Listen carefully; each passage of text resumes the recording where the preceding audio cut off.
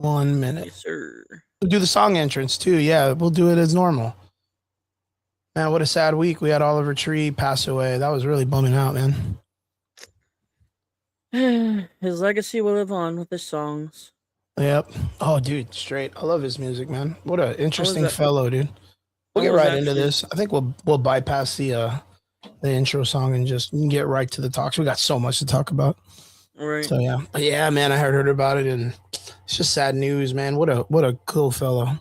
What a cool fellow. I was watching one of his videos with the scooter.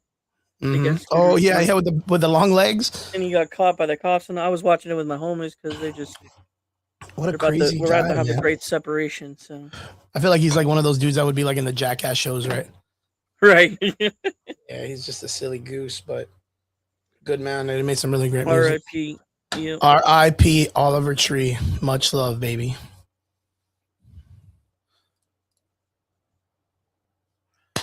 What's up? What's up? What's up? Welcome back. Sunday night, Average Boys Podcast. It's your boy Crispy, and I am here joined by the magnificent man with his shirt still on, but give him the time.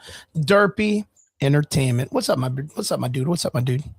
What's up, Crispy? How's it going, man? Bro? How's it going? Long time. I feel it's been like almost like 2 weeks now, right? It might even be longer than that. I think it's 3 weeks. I kind of get these. You know, I get real busy on the weekends, especially since I give all my time. About that. You don't get busy. He just wants to rip us off. I just want to fucking sleep. I just want to sleep all day. I get real crazy busy on the weekends because I'm usually at my at the gym with my students. Right, I see it all working the time. a bunch of times, and on the weekend I usually get to myself. You know what I mean? But I do have other projects. Right. I'm a commentator for a really cool wrestling organization down here called Combat Cult. And it's crazy because when they run their shows, like their shows are on Sunday and they start like I want to say they open the doors at 7 and I'm like, fuck, I'm definitely not going to make it to the podcast at the end of this because I'm like an hour. I'm almost like 30 or 40 minutes from my house to even get ready to podcast, much less start the podcast and then hit the ground running and get into conversations and shit after I've been talking for like 3 or 4 hours. Shout out to anybody that's out there right now that's on the live with us. Thank you for jumping in and watching. We appreciate everybody. Jump in the comments. Talk to us if you guys want. We miss all you guys, man. So welcome back. Sunday night. We're about to talk some nerd shit. But yeah, so yesterday actually Wednesday, I took off to Houston. I had one of my guys fighting in a really great organization, Elevate FC out of Houston, Texas, and we had a good time, man. Didn't get the win, but had a really great experience. The promotion was great. Shout out to Elevate and for putting on a great show for us. And yeah, it was good. Now I'm back. I don't have shit to do this weekend other than get home and rest for a whole day Saturday. And now I'm here today, bud. Now I get to come and talk nerd shit, which is what I really fucking love to do, and I missed it. Derpy, I missed you. I know Relic's not here. I think he's out at a birthday party for family and of course celebrating Father's Day. So shout out to all our fathers, our over and better than average fathers, not like us, the average boys. We're just average dudes talking average things. Everyone to me is always above average and spectacular, man. So Derpy, what about yourself? What are you up to, sir? I'm up to being in Florida right now. I'm on vacation. Oh yeah, visiting family before they head out for vacation themselves. Yeah, no kidding, man. So you're on what part of Florida are you at? Let's get a picture. I have a picture here of where you're at. This is and it's not Google Maps, bro. It's not Google Maps. It's an actual shot. This is like this looks my uncle. Nice, bro. Looks like a nice place. Yeah, we got a pool, patio. Right now in this photo, right now in this photo, where are you located? Right behind the table. And are you wearing a Speedo or shorts? I can't answer that, even though the people want to hear that. They want to see it. Yeah, we're not trying to. We're not trying to give it to only Derpy fans, dude. Only Derpy fans. Sign up. But it looks super great, man. It looks super relaxing. You got your pool. You got your little lake in the back, dude. That looks really nice, dude. I hope you're having a good time. It was really nice sunset earlier. Yeah. I hope you're having a good time with your family and stuff. It's somewhat hot, but right now it got cooler because it's nighttime. Has there been any crazy storm weather? Yesterday it was pretty. There was went by for like 20 minutes. It was pretty bad, but after that, it's been pretty nice.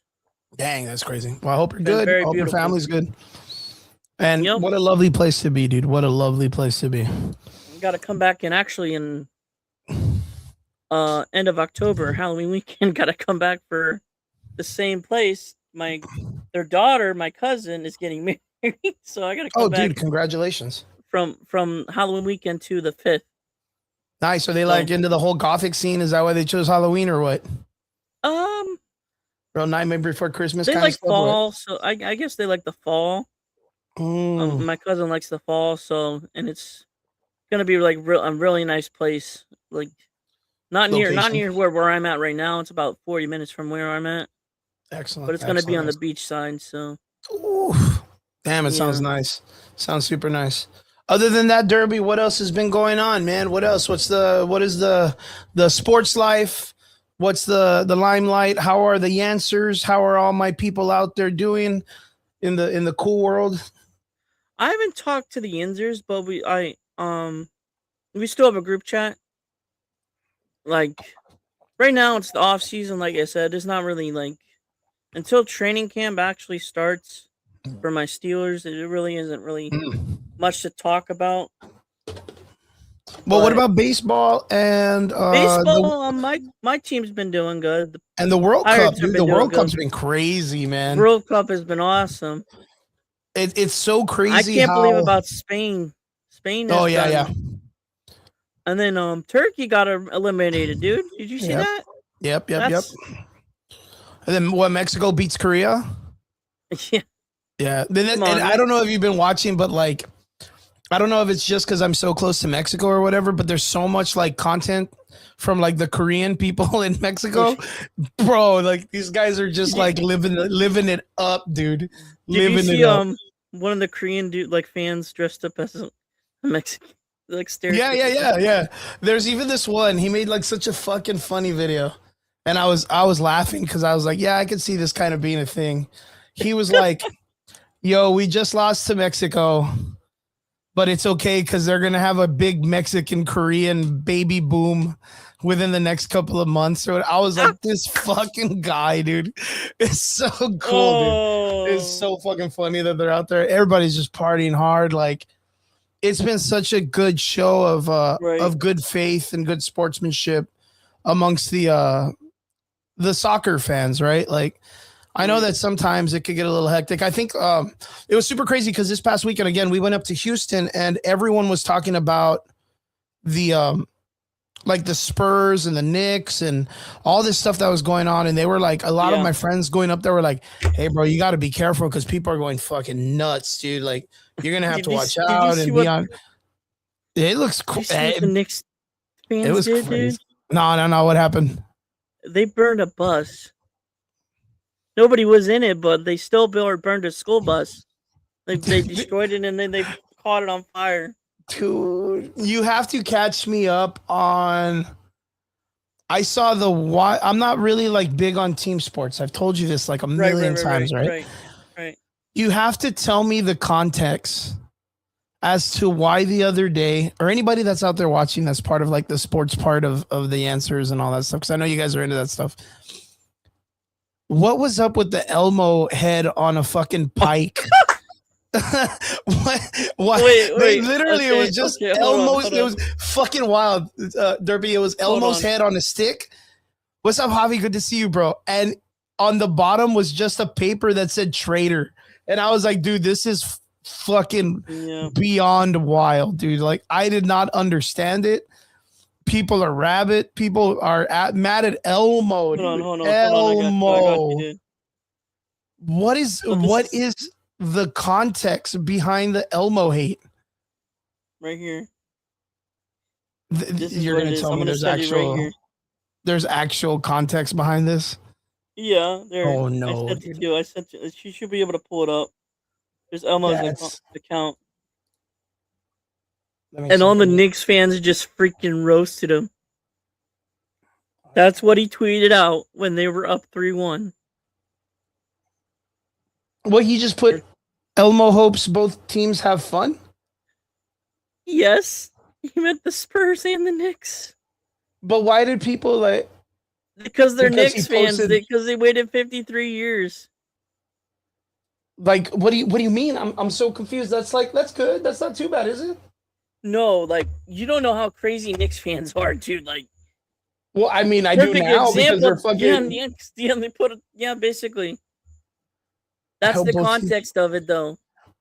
Because he just said, I hope both teams have fun, and the Knicks are like, nah, man, fuck you in Yes, Sesame Street. You don't come from the old yes, block or whatever. yes. Fucking what? That's wild, man. I saw like the damnedest things about like roast Elmo, cancel Right. Elmo. Like literally, there was a dude with a spear with Elmo's head on the top, and it just said traitor. And then like I saw Elmo put out like an apology video. Someone said, "Elmo, you're from the city. Pick a side, man. so that Pick a side, coward." so it's because he wasn't back in the Knicks. Right. Is that why? Oh man, dude. Yeah. Okay, This isn't the man, dude, time that's for rabid, bro. sportsmanship, Elmo. These streets ain't sesame. They ain't sesame, bro. That was one of my songs. I was like, yo, you better watch your back, bro. These streets, they ain't sesame, not at all, man. Right. Because he posted that both teams win. Yeah. Oh, because he's from New York. Yeah, Sesame Street's like, yeah, dude, yeah.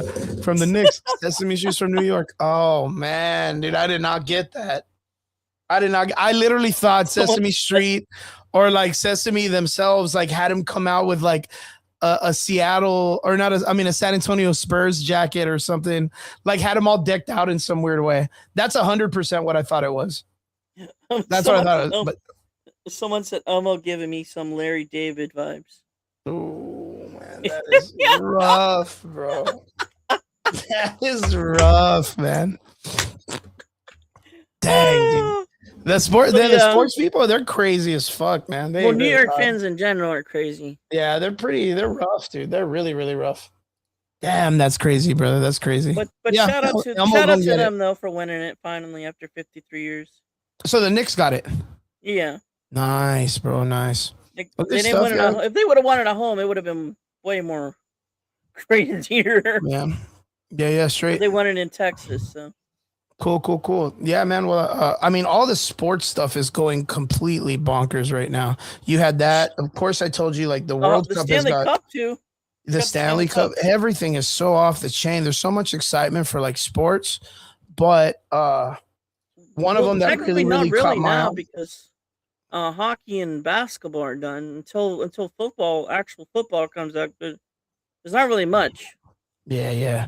But I'm going to tell you, man, I think one of the craziest things I've seen, and this is kind of more closer to home, was UFC 250, dude. Yeah, there we go. UFC 250, the White House fights. Like, I at first thought it was like a silly notion. I thought it was kind of cool. Kind of gave me some like old school 90s Van Damme, Chuck Norris kind of like vibes. Like, yep.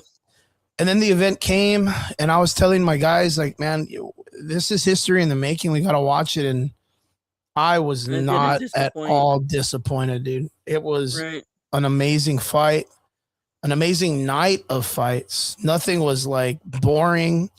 All the fights were high energy. The intro bunch of knockouts. Well, dude, it was crazy, bro. And a bunch of crazy upsets too, man. I'm not going to lie. A lot of people, you saw Chandler versus Rufy. You saw Derek Lewis. We got to meet Derek Lewis's coach at the fights, Crew Bob. I met him before, but my students got to meet him. Really great guy. That's awesome. And then, of course, the Ilia Topuria Justin Gaethje fight was probably like highlight fight of the year. You know, a lot of people Justin Gaethje went in there as the 6-1 underdog, meaning that he was going to be betted against super hardcore. And yeah, it was an amazing fight. Yeah, Lewis didn't get to really fight well. He has a tendency to run his camp a little bit weird, and he doesn't really like to change too much. I think he should have respected the fight itself a little bit more for what it's worth. But, I mean, that's going to fall on him as a fighter himself. That's going to be a part of his legacy on how he wants to be remembered. But that Hokick guy didn't really do, like, all that amazing either. That armbar was ridiculously stupid, man. Just to watch him do the armbar and fail it. It was kind of like I was telling my guys, like, I don't know if he was trolling and doing the armbar Right. wrong on purpose so that he could be like, like just like fucking, but he wasn't putting any pressure on the arm because he just wasn't doing it right.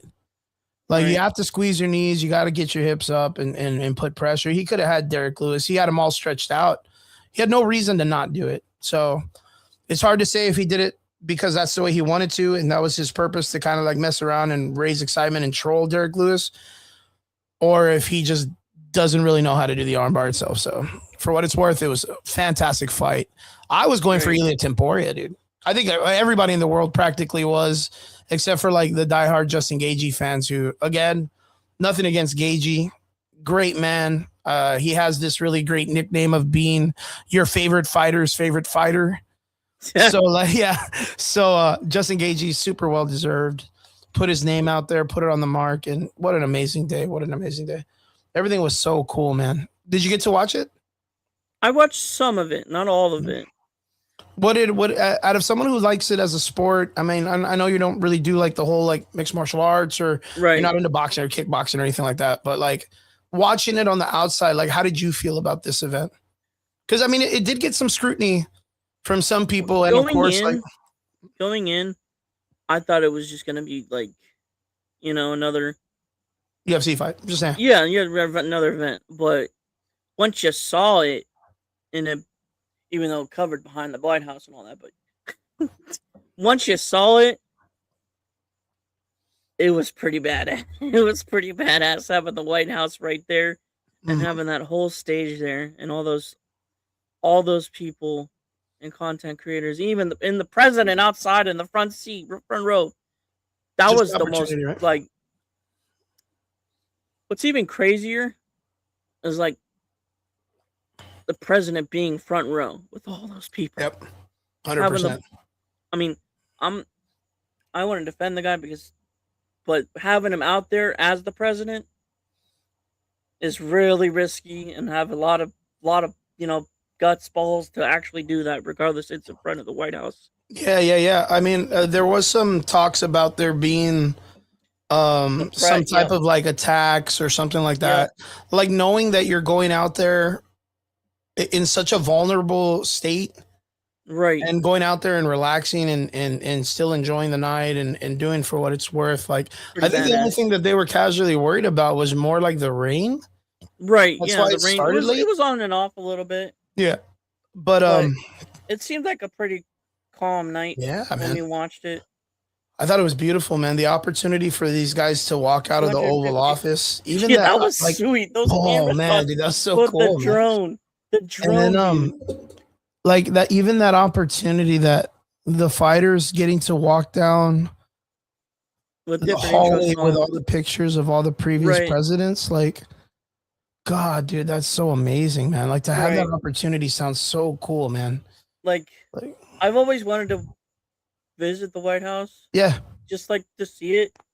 Now you can't because there's a bunch of gates, but because people are stupid these days.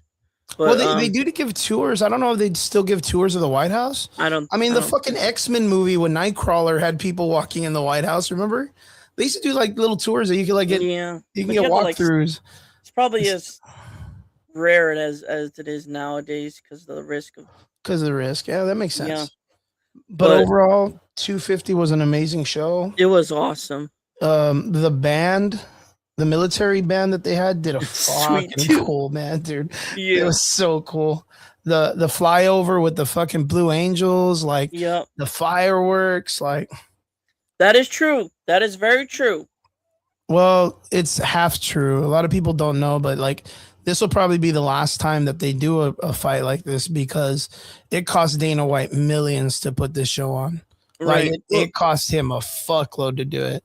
Well, here's the thing. Like, they were going to keep it, but they can't keep it because now they got to freaking replace the grass. The grass is all fucked up. Yeah. Like, but it's like one of those things like, I mean, what else is the money going to go to except some weird ass fucking ballroom? Yeah. Well, I mean, the ballroom's one, like, but like some weird ass nonprofit that they're fucking just throwing money at a bunch of stupid shit.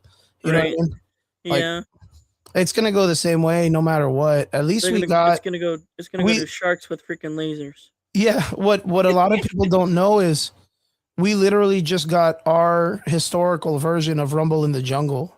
Yeah, Like we got pretty our much. historical version of Madison Square Garden in the 80s. Like Yep. this is the pinnacle right now. If I'm not mistaken, Tyson Fury was there, and I think one of the other Crawford, right? They were there because they Yeah. are picking up Dyson or one of the organizations, because I guarantee boxing, for what it's worth, is probably going to try to run a show in the same format because they were able to pull this off. You know what I mean? Question Like, is where can they do that? well, I mean, they're going to try to do the same thing as the White House, but it's just following the footsteps of something historical in MMA history that we all got to notice in our timeline. There's people that have Right. passed away that never thought this was even possible in the MMA world. And there's kids that aren't even alive or old enough to know how important this was for MMA that'll be adults one day and be like, oh, I'm a fan. And then they miss this. Right. You know what I mean? Like, this was our Rumble in the Jungle. I have to agree. Yeah. So we got to witness, for all the people that are like complaining and whining and blah, blah, blah, like, this is history in this sport. If you're a fan and you appreciate the shit that these guys go out and they put their lives on the line and fight, you should be like, hey, well, fuck it. Like, this is for these guys. This is for these guys. Any other kid that watches this shit knows that this is a dream and it could come true. But how fucking cool is that? Like I said, I don't watch, like I've told you, I don't watch much of UFC or MMA. Yeah. But like you said, they put their hearts and soul into yeah, dude. They train like hours, dude, and seeing them get kicked and punched worse than freaking actual boxing. Yep. I don't know if a lot of people know this, but rib cage pits and all that stuff, like I don't know if a lot of people even consider this, but like Ilia Temporia fighting Justin Gaethje, like in one of like the first engagements in the first couple, like maybe under a minute, right, Justin Gaethje like clinches up or does something to him. I don't want to try to explain it because it can get complicated, but he clinches up with him, like he grabs him and throws an uppercut and breaks his orbital socket. Right, that's what I mean, like stuff like that. Literally broke this, right, in like two sections. So if you think about it, right, the orbital socket has 4 bands. Like I'll drive this, right, because I have a bunch of these. There's like a band here, a band here, and a band on the inside and the bottom. And what that bands do is they pull your eye so you could turn and look up and down. And the first time that shit broke, yeah, he can get those severed, and then he has to have them surgically put together. Right. So he gets that in the first like minute of the fight. Mind you, each round is 5 minutes, and he has to do 3 rounds of this. Then gets his nose broken. Right. And that's the most common. And then gets the orbital socket on the other side broken. So every time he gets hit, his face shifts later in the round. Goes into the third, the doctor does the thing, right? Right. And the doctor's like, nah, man, this guy can't even see. His eyes aren't moving. And he's like, no, don't call it. Don't call it. I'm good. Like, I want to keep fighting. I want to keep fighting. And they let him fight. They let him fight. He was willing to lose all his eyesight just for this moment, dude. No, he didn't get the win. Justin Gaethje beats him. He goes into the next round, right, knowing that all of that shit's broken because he can feel it. It's super painful. Right. And there's a moment that Justin Gaethje hits him, and you see like this part of his, like right here, it pushes out like this, and it's not a swelling, it's the bone. It's the shift of the bone of his skull pushing out. Like, and people are like, because the next round comes, it's going into the final round. Him and his brother, because of who they are, make a pact. And the brother and him are like, hey, do or die. Like, you're going to make it through this entire fight. Like, you're willing to give it all for this. And his coach or whoever's in the corner goes, no, fuck you. That's it. That's it. Like, I care about you, and I don't want that to happen. And they call the fight. I think it's very important that he does because, you know, safety of the fighter. He's young. He's got a long fucking road ahead of him before he can meet me. That. But, like, you really don't got enough. There's so many people talking shit about it, saying that he gave up and all this other shit. No, like, he didn't. He didn't give. Ridiculous. So you put a lot of hours in that training stuff, and you know how those. Yeah, man.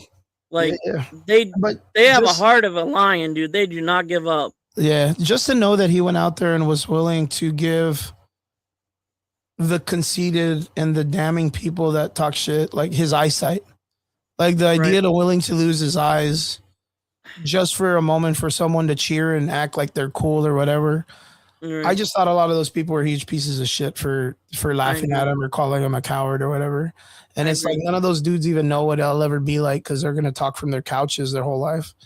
You know what I mean? Like, but there were so many like fucking Van Damme Bloodsport moments. Like, you remember that shit? Yeah. There's so many fucking like, whoa, dude. There's just so many. Sean O'Malley, dude. Sean O'Malley goes and like clips the dude. And like the moment he hits him, he turns and just starts like giving everybody the salute. Knock the fuck most textbook knockout ever, dude. So fucking beautiful.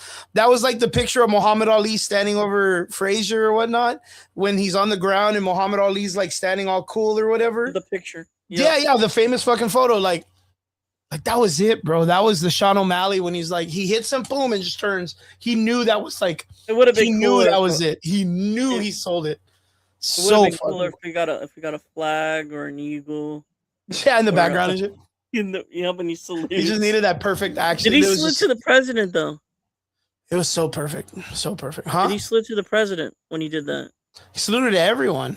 He saluted to everyone. It was one of those things. Like imagine like one of those like remember like back in the day, like Kobe would shoot a shot.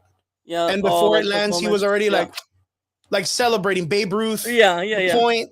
Like he knew it was like God was gonna make it happen. Yeah. He hits the dude and just automatically starts like, "What's up, bitch? Like I got this." Didn't care if the ref was even noticing.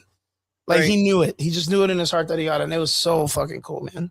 So cool. So yeah, UFC 250. Probably the most historic MMA fight that's ever gonna happen in the world. Like celebrating America as well.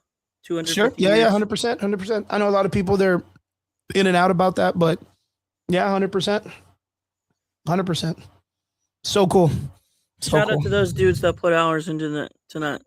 Even the media 100%. People and all the refs, everything. Yep. For giving us such a great, beautiful sport, an event, and everything that put together. It was so cool. And if you got to see it, like, congratulations, because there's never going to be anything like that never in history will there ever be a fucking fight that awesome again, dude. No, never. That was like fucking Mortal Kombat, bro. Like it was very much Mortal Kombat that night. Yeah, fighting in the fucking parking lot of the White House. Like the next one's just gonna be the fucking Waffle House, bro. Like it's just Mortal Kombat, dude. It's just fucking Mortal Kombat. It was so badass, so badass. It's Fight Club, no joke. Yeah. Alrighty, bro. Let's get into it. It's we're 8:42 for me, 9:42 for you. Let's get into some of this shit. All right, man. What I'll do first, I'm going to talk about the stuff that I saw. I know some of these things you didn't get to see, and then we'll jump into the stuff that you're more fluent at. There's a couple of things we want to make sure we really cover. There was, of course, an animation festival that happened a couple of weeks ago. A couple of movies that are coming out. It's coming to movies that already came out that we saw. I saw like half of them. You saw the other half. So we'll give a good discussion. And yeah. What's up, Honda? Good to see you in the comments section. Thank you for jumping in and chatting with us. You know, jump in and put it down, brother. So, first off, let's talk. You all right? You okay, Derps? Yeah. I got you. You're fine. First off, coming to order to talk about the first part of Nerd News. Derpy got to see. Derpy, my man, are you ready to go? You're good? Yes, sir. Sorry, I was talking about You're good. I think we should cover, because I haven't seen this and I don't know how many people are up on it, but of course, we all grew up with this. Your generation mostly. Toy Story 5 just came out, and you got the opportunity to go out and watch it. Of course, most of us, I am more of a Toy Story fan from Kingdom Hearts. But of course, like the fucking movies have always been, dear and dear in everybody's heart, Pixar and all that good stuff. The Pixar theory and all that good stuff. But you got to see 5. They added like technology. Is that was the thing? They did. I saw a meme that was like, did Woody say the N-word? And I was like, I hope not. But yeah, tell me about it. How did Toy Story 5 go, bro? Well, as for someone that has grown up on Toy Story, the franchise, everyone knows that mainly it surrounds Woody and Buzz. Yeah, the last 4 did not. It was mostly a Bo Peep story. Okay. I didn't watch it. That should show how much I didn't like 4. But True. this one That's me. focused I'm sorry. on Jesse actually this time. Yeah, I'm trying to open up a little thing for you so that way we can talk about it. I'm sorry. Keep going, brother. They're good. This time it focused on Jesse. Um The cowgirl. the cowgirl, yes. Okay.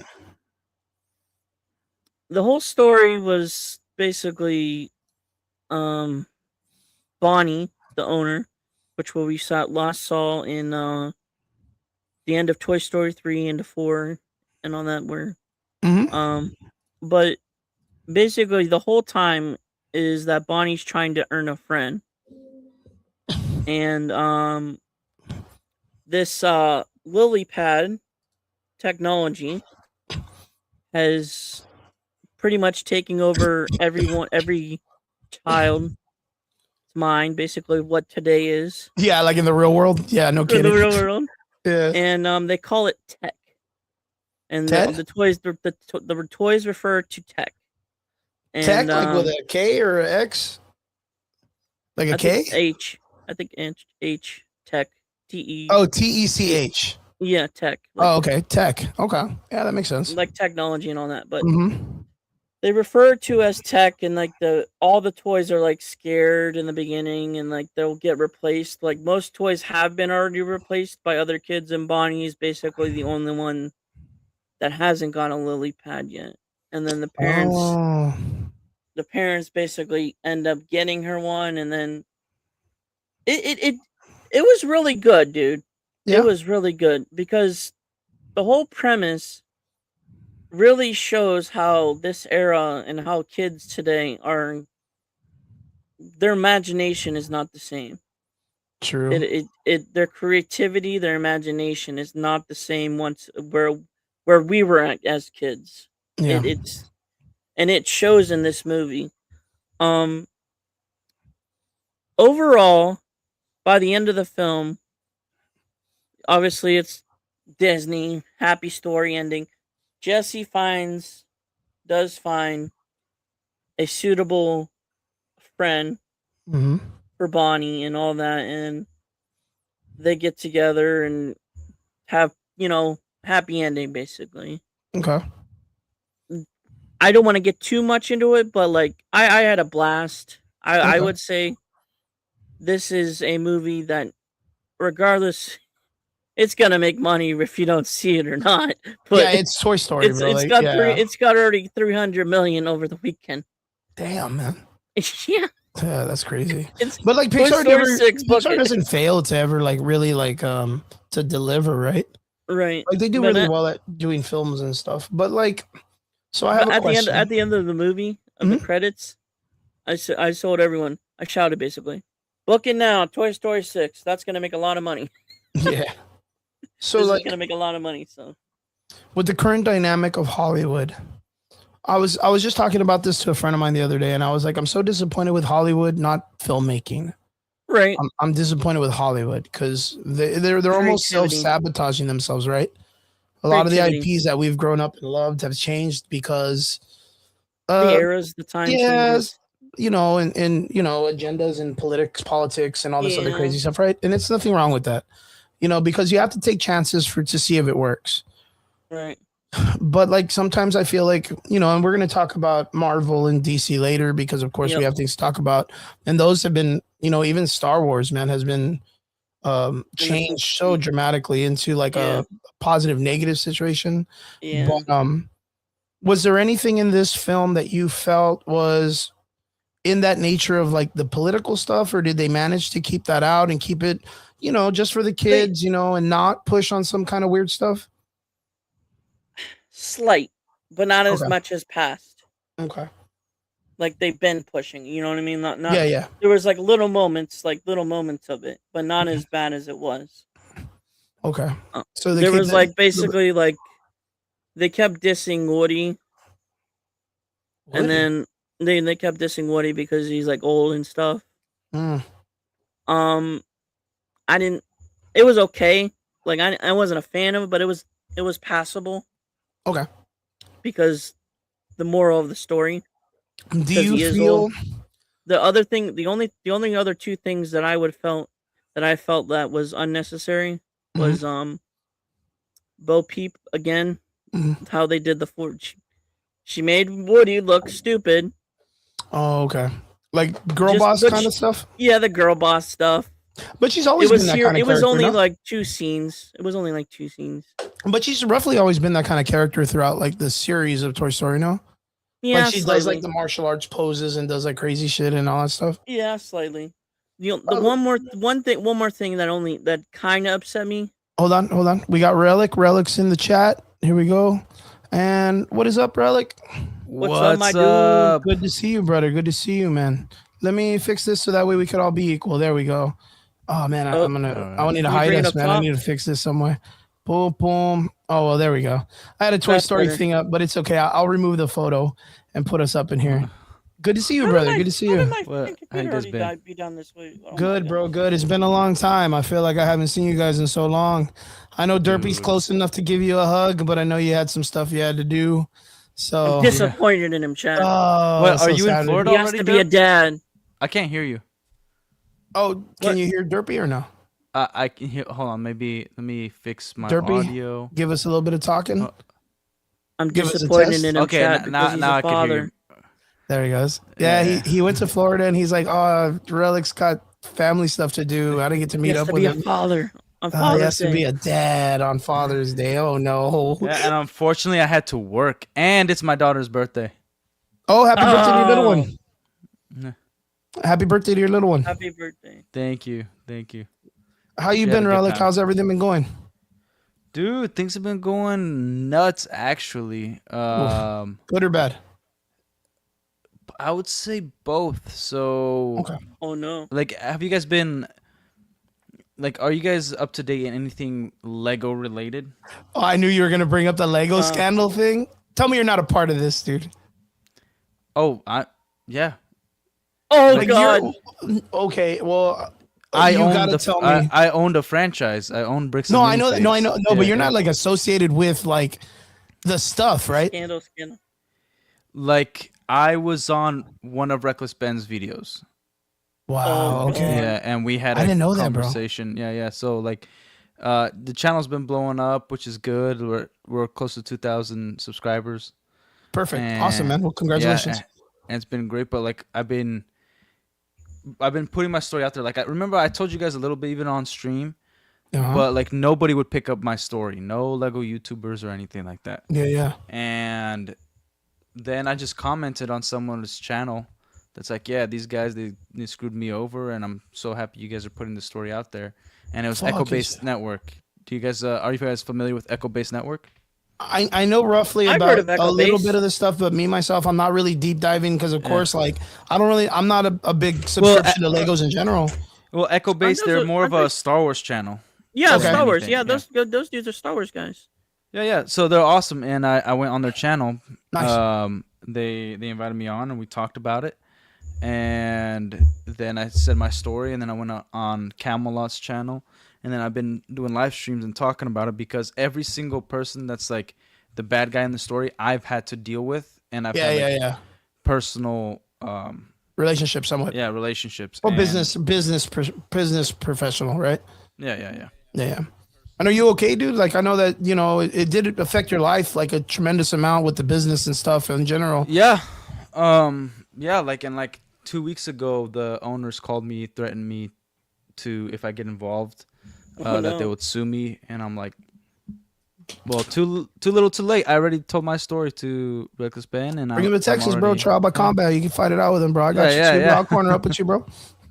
Could tell him to come get that smoke. I have dude. you in my I'll give him corner. that Hell Texas yeah. barbecue smoke. Yeah, so it's just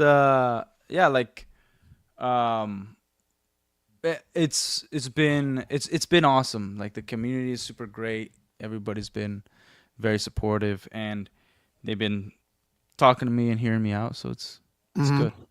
Yeah, I'm loving I it. mean, from all the shit that people have been saying, the dude that's kind of fucking people over sounds like a huge piece of shit. He is, yeah. Yeah. So it's good that the community's coming together because I don't know if he has enough money to sue everybody that's that's out there fucking calling him out for all the business. No, But no, like, he it's been does. crazy though, man. Cause like he gets like, I Really. don't know. It's probably like one of those weird, like small little towns that, you know, the politics and everybody knows everybody by name, like fucking Cheers. Like, Mm-hmm. I kind of feel like that's what it is because, you know, there was the concept of like like him having pull with the police department and blah, blah, blah. Yeah, And this yeah, and yeah. that. Like, it just sounds like a privileged little piece of shit that's going to get caught.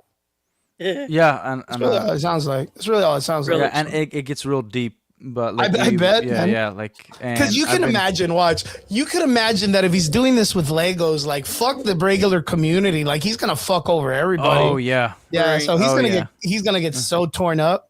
Shit. Mhm. I hope Really? this guy doesn't do anything like in regular politics, like runs for like a city official. Yeah, this guy's gonna get fucking Yeah. shit on, dude. But So, yeah, what's Really? up, Derp? Yeah, yeah. I was just trying to say, that dude's a piece of shit. Welcome to the YouTube business. yeah. Yeah, no kidding, no kidding. So I'm happy that you're getting your voice heard and everybody else that's Oh, yeah, being thank affected you. by this turd. So like, hopefully you guys get justice, man. Hopefully you guys thank get you. justice. Yeah, like and like we would spend hours on this Hey, Chris, channel check talking private about chat it, real quick. but like, well, like I wanna. This is your show, and I want to talk about Toy Story because Toy Story pissed me off. No, you saw it and you didn't like it. Oh, I I'm not no. surprised it despised didn't.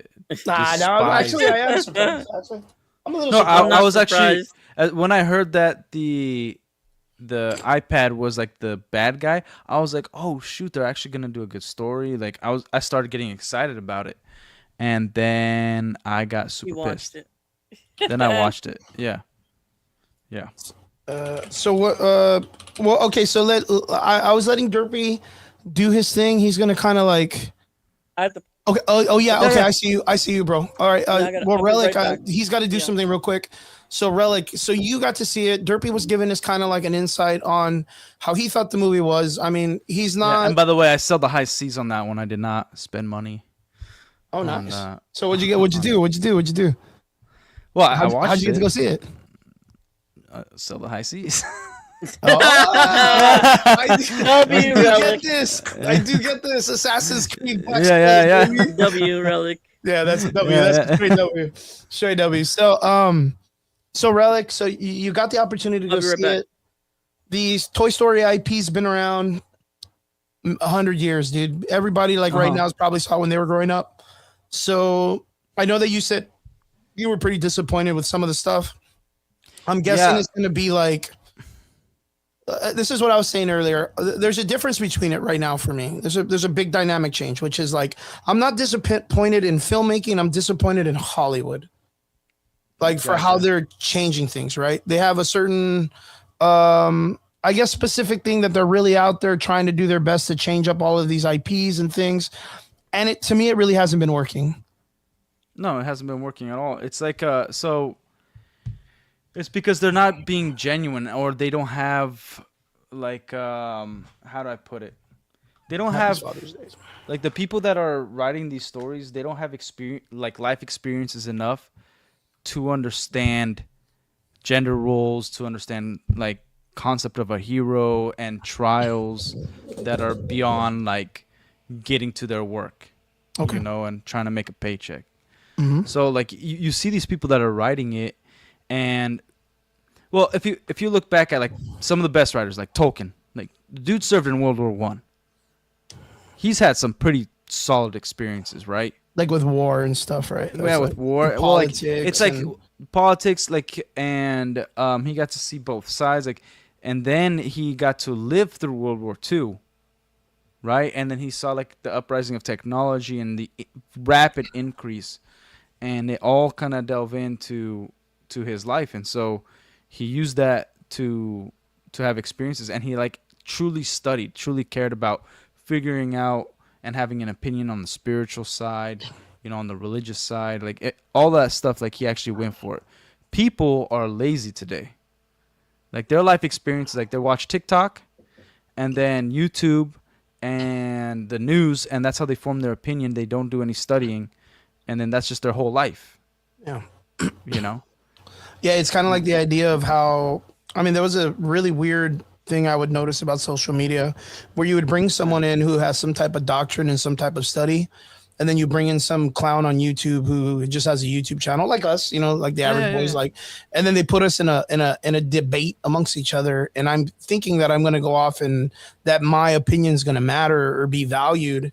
And usually, it turns out that the fucking guy with the doctrine tears ass into this dude, and then he tries to use the format of arguing as a way to win the fight, like the debates in the sense of knowing the strategies to win arguments, instead of just being honest and being fucking, a real person, which I think goes across the board a lot with this stuff.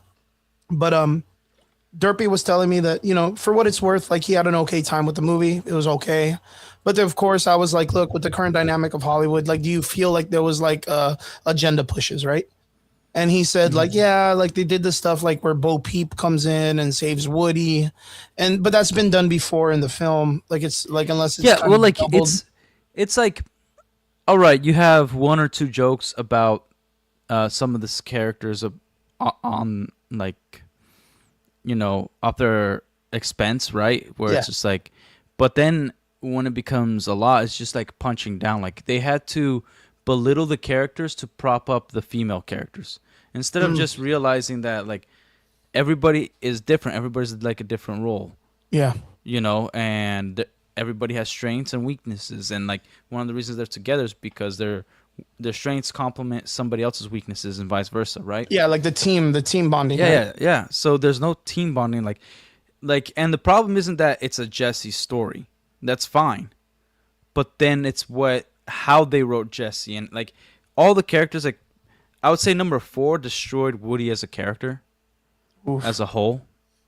He betrayed his friends and everything. Like he just gave up. And then this one is just like a nail in the coffin where they did it to Woody and Buzz. They made them like just unlikable, these sad, sorry characters, and then the women come and save the day, and they had to like there was like little things like all the women rode the male horses and the men had to ride the female horses, and then they gave a look to the rainbow unicorn, and it's like you could say like that's reading too much into it, but like like every when a movie is made, every freaking inch, every little detail, somebody's approving and somebody looked over it. Yeah, of course. Yeah, we talked about this before, like the writing room, right? Yeah, the She-Hulk writing room. Like someone had to approve of all the nonsense. Dude, somebody approved the color of pens, like on the table and how they looked and everything. Like somebody approved like all of that which side your hair is supposed to be on or the color of the outfit, and to the point of like everything. So then what they did is they gave like the moments that it would obviously be done for a male character, they gave it to the female character.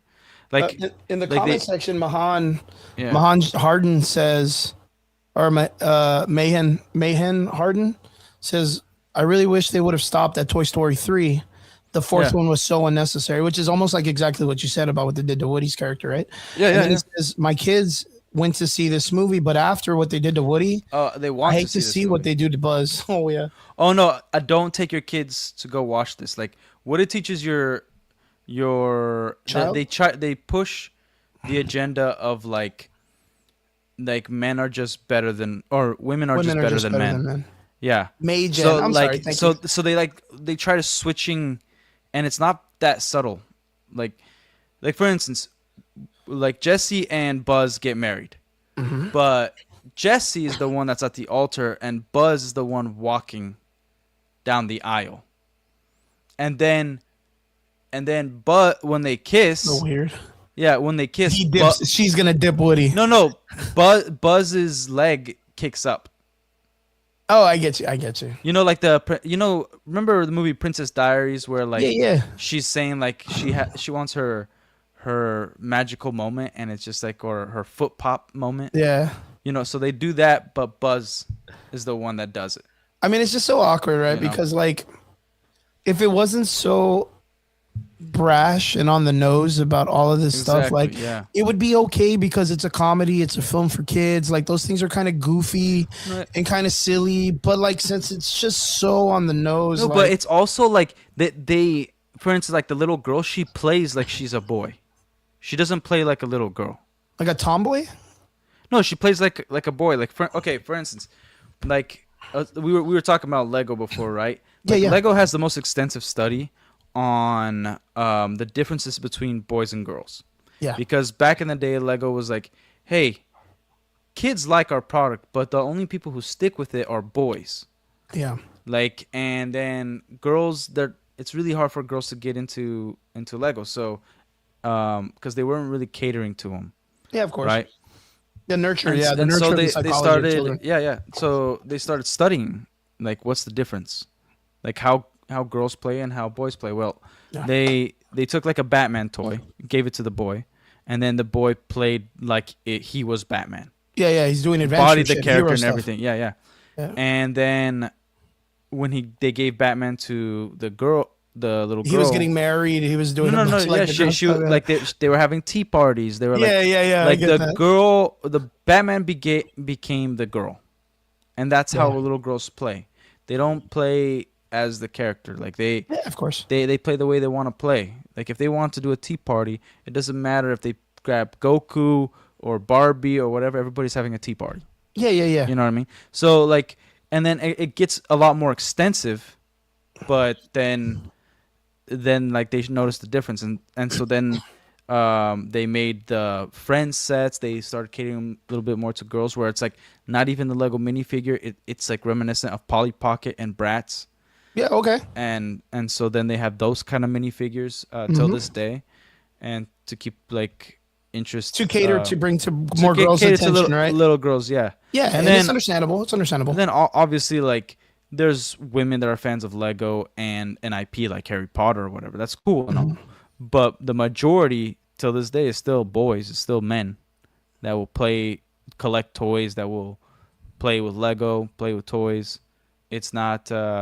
What's up? What's up, hero? What's up, hero? But let me ask you, just to jump into this and just to throw a little bit of a Yeah. curveball. I just want to ask because I always know that I can discuss with you like in detail. Like, okay, well, let's think of the science of this. So in the story of Toy Story, you have the little girl. She has an older brother. The little girl really, I think the whole story about this, like, if I'm not mistaken, Derpy was talking about it. They seem like they're not like too financially like set, where like they're the last Yeah. ones to get the lily pad. Like, there's a little bit of struggle. It's always the single mom mentality in the family unit. You don't really see the dad, like, so you don't really know like the whole backstory because it never really focuses on the people, the human beings, other than just the children. Well, you get kind of A a little bit more? layout. Yeah, you get a layout Okay. like. And is it more like a mom centric thing, or is it a family? Yeah, unit, but or- like there's a dad, but he's just like Never there. always busy, and he's, Okay, okay. and, So like, in yeah. in this, you have the brother who apparently went to college in like 2 movies ago, and he had Mm-hmm. all of these toys that he had, and he didn't know what to do with them. He was gonna throw them away or what it was. They had a whole Yeah, adventure. yeah, It was yeah. really nice or whatever.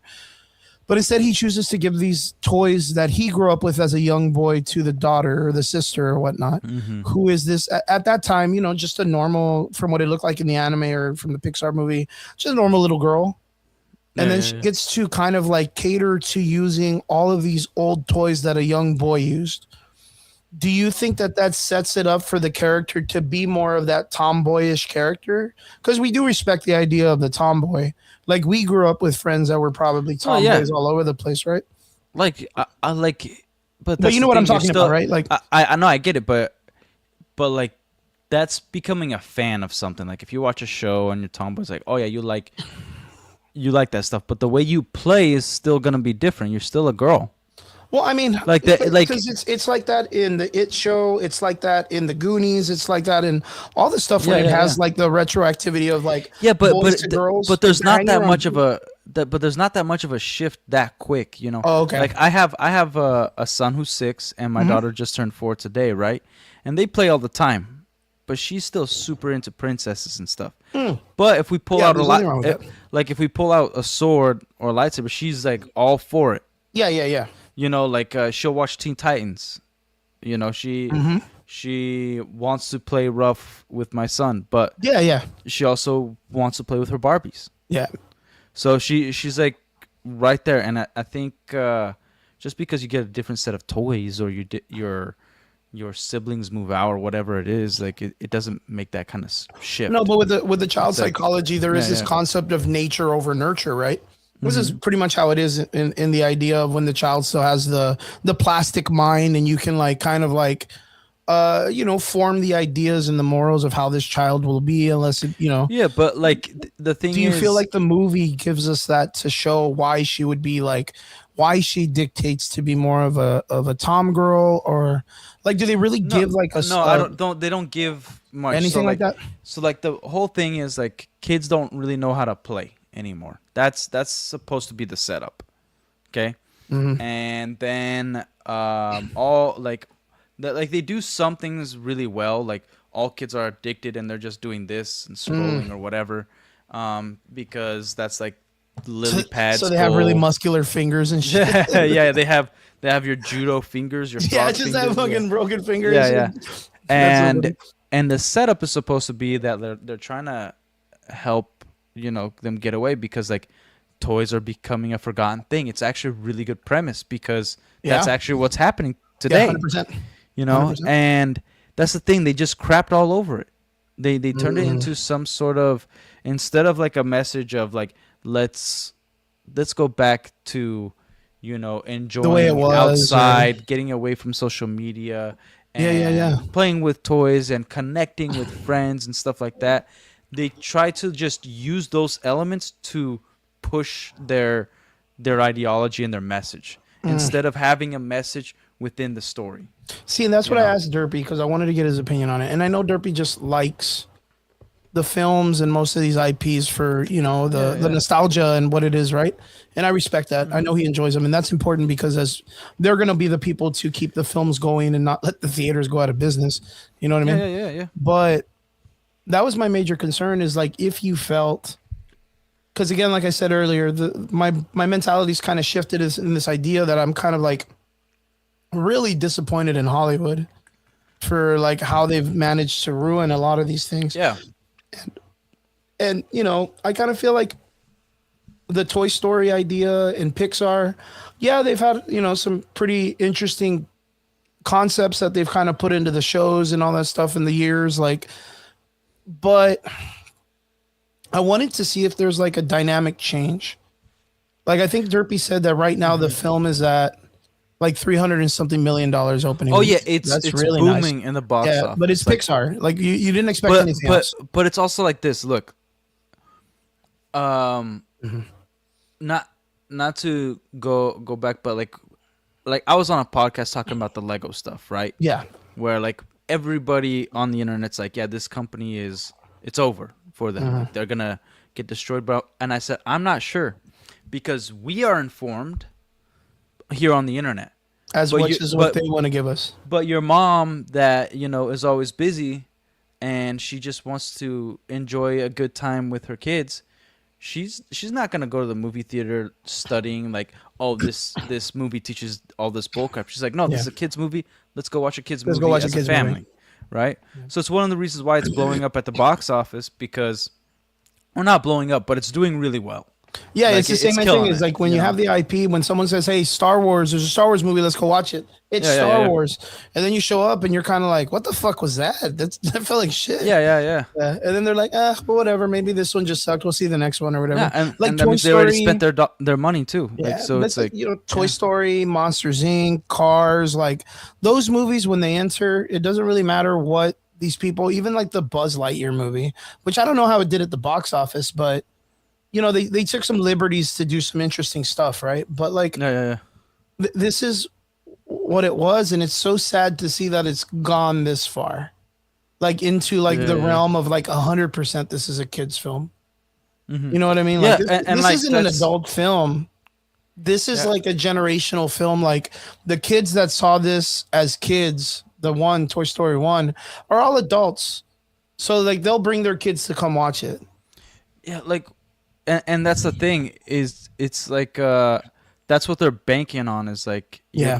you're gonna bring in the nostalgia. You're gonna go regardless of what you hear about what's going on. Like, cause my mind was like, man, this story is it like before it came out. I was like, I'm gonna go watch it, and then I want to take my kids to their first movie theater experience. Yeah. But hell no, this is not gonna be their first movie. Yeah. You're like, experience. yeah, I'm disappointed Yeah. in it.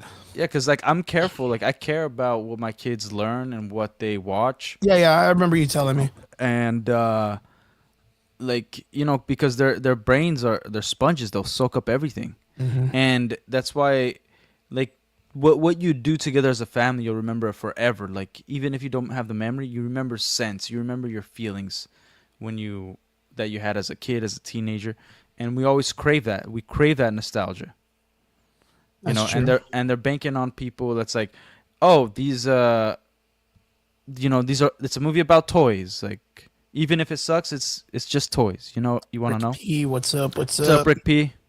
What's up? What's up? Uh, and so like when you're doing things about toys, cars, Monsters Inc., it like they know they're gonna make money because it's also the reason why Star Wars does bad and these kid movies will still do good even if it's a crappy story is because it's not catered to collectors or an IP, like a giant fan base of a universe Yeah. and world building. It's like, no, this is just supposed to be a nice kids movie, even though this is Sure. complete and utter garbage. Toy Story 5 is trash. So you didn't like it like at all. Like when any story, even if it has good moments and good scenes, but it's forcing some sort of agenda against somebody, even if it's like something that I would agree with, it pisses me off. And it's like, yeah, you didn't have the right intentions or any good intentions to making this movie. Your intention was to utilize really great concepts. Like they had everything going for them, like get kids away from iPads, like start playing Yeah, toys yeah. and connecting and having human connection, that we're too involved in technology. That was supposed to be the story, toy story, like getting back to toys. But it became like, let's, take away. I think he's just miserable. Yeah, let's take away. What's up, dude? Well, no, Let- Derpy made a really good point about Yeah, that yeah, yeah. earlier too, where he was saying that he felt that the film was like that kids aren't able to have this imagination anymore because they're so involved with like their iPads and their internet that the storytelling and the creativity of the child is being lost within this like Yeah, this and concept. they were doing that, but they completely like They shit the bed. underhanded that whole thing. I agree. But by Yeah. making it, like I said, they had all these great concepts, and they underhanded it all by making Buzz and Woody complete morons. I kind of agree on that. Yeah, they were a shell of themselves, and As much as I don't agree with rarely Relic all the agree time, with Relic, like, yeah. you're right. yeah, I would Yeah, have to agree with him. because it's like you're trying to belittle your main characters to prop up other characters, and that's not how you do things. True. Yeah, You that don't can be you don't painful. have to make Right. everybody a buffoon to make a character you like a great character or Like it's better. Before crazy you get- because it's Relic crazy. bef- Like Derpy, how Sorry. old are you, Derpy? Turning 30 in September. And Relic, how old are you? 31. So you guys are like the same age almost. Like you literally, I'm fucking 44. Like I didn't Right. grow up watching fucking Pixar movies. Like you guys, We grew up on him. yeah, you literally grew up on this. So like for Derp, because you guys have a really different mindset, right? Like Relic, you're Right. very critical. You're expecting a certain thing because of the comfort of that generation and how well it did. And it's a good, Expecting it's a good, storytelling. yeah, it's a good generation to. I believe we were, we ate good. We ate good back in the day with all this stuff. We ate fucking good, and the younger generation, they're not gonna know what that's like, right? No. Unless it changes. But it's hard because it is what it is. But Derpy, in your situation, like you're the reason why I like Derpy in these kind of conversations is because you're a soft guy. Like you really are okay with some of like the issues and stuff like that. Like when films come in and they do like these like weird agenda pushes, like you kind of be like, damn it, but you're like, all right, well, I'm just gonna say fuck it and enjoy it, right? Like I understand Right. Relic's point of view because he's a father. He's he has children and he Right. wants to protect his Right. children for the future generation of their life. And I get that because he does not like how this generation young is being brought up, and he wants to be strict. And I understand that, but like Derpy, it's different for you and I because we don't have kids, right? Right. So like when I go to a movie, I could just be an asshole and be like, "Well, that fucking sucked." But it's because like I expect things because I'm a creator. Like I like to make up stories. I have a pretty solid imagination. I like to create things, but I don't want it to be like shit. Like I want it to be where everyone feels it and they're like, "Damn, that was really great." But Derpy, like you're a nice dude. Like you really love your IPs and you like it. So what I wanted to ask you was like, from your point of view, there's like this dissection of the character Woody and Buzz, and it's dynamically changed from Pixar Toy Story 1 to this one, Toy Story 5. Well, like how do you like or how do you feel what they've done with the two characters? Well, first off, it should have ended at 3, and Relic can agree with me. That was someone, what I think May Jen said that in the comments like literally earlier. 100%. Damn, I'm not even that When big of a fan. It's one of the top trilogies of film history. That's crazy. It is of all time. Yeah, when 4 came out, I knew they were gonna fuck it up, and they did. Oof. What's up, boy? John, because bro. once Relic knows. Once we saw the power boss girl, Bo Peep, putting Woody in the corner back in 2019. Yep. It just screwed up the entire. It just screwed up the entire. And then Woody just betraying his friends, like giving up, and like F them. You're right. Oh, right. in the furnace? Is that the one with the fucking furnace? Yep. No, that's 3. No, that's the. No, that's 3. It is, 3 is the furnace. Okay. 4 is Bro, that furnace scene. If I was a kid, that would have fucked me up, dude. Every time I saw that scene, I was like, "Damn, this is kind of like." It's hardcore for kids to watch this shit in the theater, dude. This is crazy to show kids. I mean, it did end well with that scene, but I was like, that was like for all these characters to be like, nah, it's cool. We'll just all go together and all this shit. Like they're all gonna die. I was like, this is wild, bro. I cannot be behind this. That was crazy. That was 3. Was that 3? That was 3. Holy shit, that scene was. The Eagles came, Relic. The green aliens. The Eagles came from Lord of the Rings. The claw. Yeah, that was crazy, man. That scene, I'll never forget that. I thought that was insane, dude. But like that was insane. Woody and Buzz in this are even Relic would agree. At least? It's not Woody and Buzz. Yeah. It's not Woody and Buzz. It's more like one-liner Woody and Buzz. Oof. It's not like character development at all. So let me ask then, like, do you feel like outside of watching it as a film, let's say it's like you're looking at all the points of this film making interesting and in concepts and growth in the story, do you feel like they had Woody and Buzz in the film just to have them there in the film so that they could like use them to prop the audience to come and watch? Yeah. Well, they used them to the girl that they were a punching bag in the film, right? They were pretty much a punching bag. What was like their screen time on it? Maybe like 5-10 minutes. You think? I don't know, like the maybe exact, even less.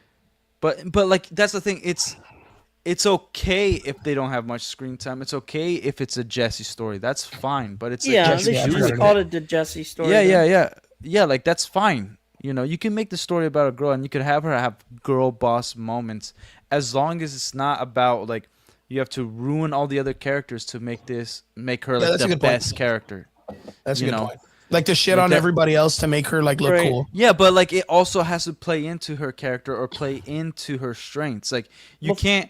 It's like you can't. I think it was like Atomic Blonde. It's with Charlize Theron. She's like an assassin or whatever. She's like 90 pounds soaking wet, and she's beating up 200-pound men. Right. I'm like, like that's insane. You can't just do that. Before you came on, I was about to point one thing that it was disappointing. Yeah. And then you came on. My bad. It was actually, ironically, even though today is Father's Day, they made the fathers really, really look stupid. In this film? They looked very stupid. All of them are dumb. Like all of them are so dumb. So they. And that was like, one thing I was like, really? Fathers? I don't even know they had fathers in this fucking film. Yeah, they had 2. Like, are they the And parents of the people or what? Yeah, the kids. parents, Yeah, yeah, Oh yeah, shit. yeah. They're like just almost like deadbeats, but they work, right, but they're right. not there. Like they did the whole. They did it worse than the trope of like Homer Simpson, Peter Griffin, where Oh, there was a huge study as well of like why people gravitate to anime and why it really speaks to the viewer more yeah. so than like just regular cartoons in the US. Mhm. Because when you watch anime and you see somebody that's like kind of like your dad or something. Chris taking a sip of fresh H2O. You're gonna have to speak up. I can't hear you, Derpy. He's Look trying at to be Chris sexual with taking your Oh, my yeah badass ASMR cup. with the fresh take of a yeah. H2O. Look at that. He was Alcatraz. Yes, sir, baby. Yes, sir, baby. I tell you guys, I had a great No. time when I went. Like when I went to Yeah. it. Oh, That's shoot. sweet. That's how the criminals got out. I don't even remember the story. Right, I do. No, yeah. No, but what I was saying before, Let's see, Rick. what was I actually talking about? Oh, so like anime. The father, the What- animes in it. Yeah, when you watch American cartoons and you look at the dad, it's like, oh, this guy, yeah, he always goes to work and brings home the money, but he's an idiot. Like Yep, that's so pretty like much there's what it was. so there that But also far plays worse. into like here in the U.S. like there's like a lot of disrespect towards their kids towards their parents, right? Because the cartoons are what they're learning. But when you look at anime, I'm not saying every anime, but like animes that are at least like okay for you to like Dragon Ball Z Kai. Like I it like cuts out a Kai. lot of the stuff, right? And well, I Dragon Ball like Z Kai is not, though. yeah, but like Dragon Ball Z is not really made for kids. Yeah, Right. it's more of an But- adult anime. But you watch Dragon Ball Z Kai and you see these guys like go through this hardship. They're working It takes towards out a lot of something. stuff. They're they're falling down, getting beat up, but like when they play with their kids don't know. So then like you as a viewer, as a kid, start realizing like, oh, I don't know what my dad is going through, but like he's my hero. He works So hard. he's Provides for probably the go- family. Yeah, like, so he's probably going through things that I'll never know, and he'll hide it just like Vegeta, just like Goku, and like Tax stuff like that. evasion. mhm. It's so those things, those kind of things in storytelling really make it so that we can truly connect. But we're gonna connect either way. It's just subconsciously we're gonna act a certain way when we watch something. Like if you're only watching Simpsons and Family Guy, you probably don't have a high respect for your own father as you would if you watch something that actually like anime that actually taught you about those kind of deals and morals and all that stuff. Yeah, and even recently Yeah. it's changed because of the fact of like you look at the popularity of these very like adult variated comic book stories and stuff like Invincible with Omni-Man.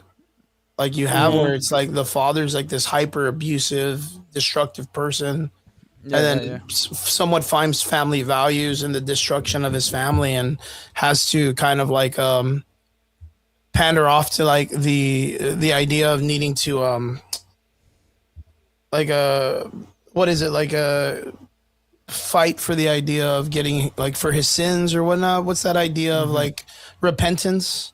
Like a repentance of like being, but they gotta like they destroy the image of redemption, the man, like repentance, yeah, but they just but nowadays it's not like the way it used to be, right? Where it's like the hero's journey. The guy goes in, he's pretty confident, all of a sudden, like the villain comes in, destroys them completely and leaves them Yeah. bloodied, and then they lose something, and then the person goes, training montage, finds God or finds love, and then all of a sudden or finds purpose, then comes back, rallies, and it still has a little bit of climax, like it's a downfall to complete takeover and does well, right?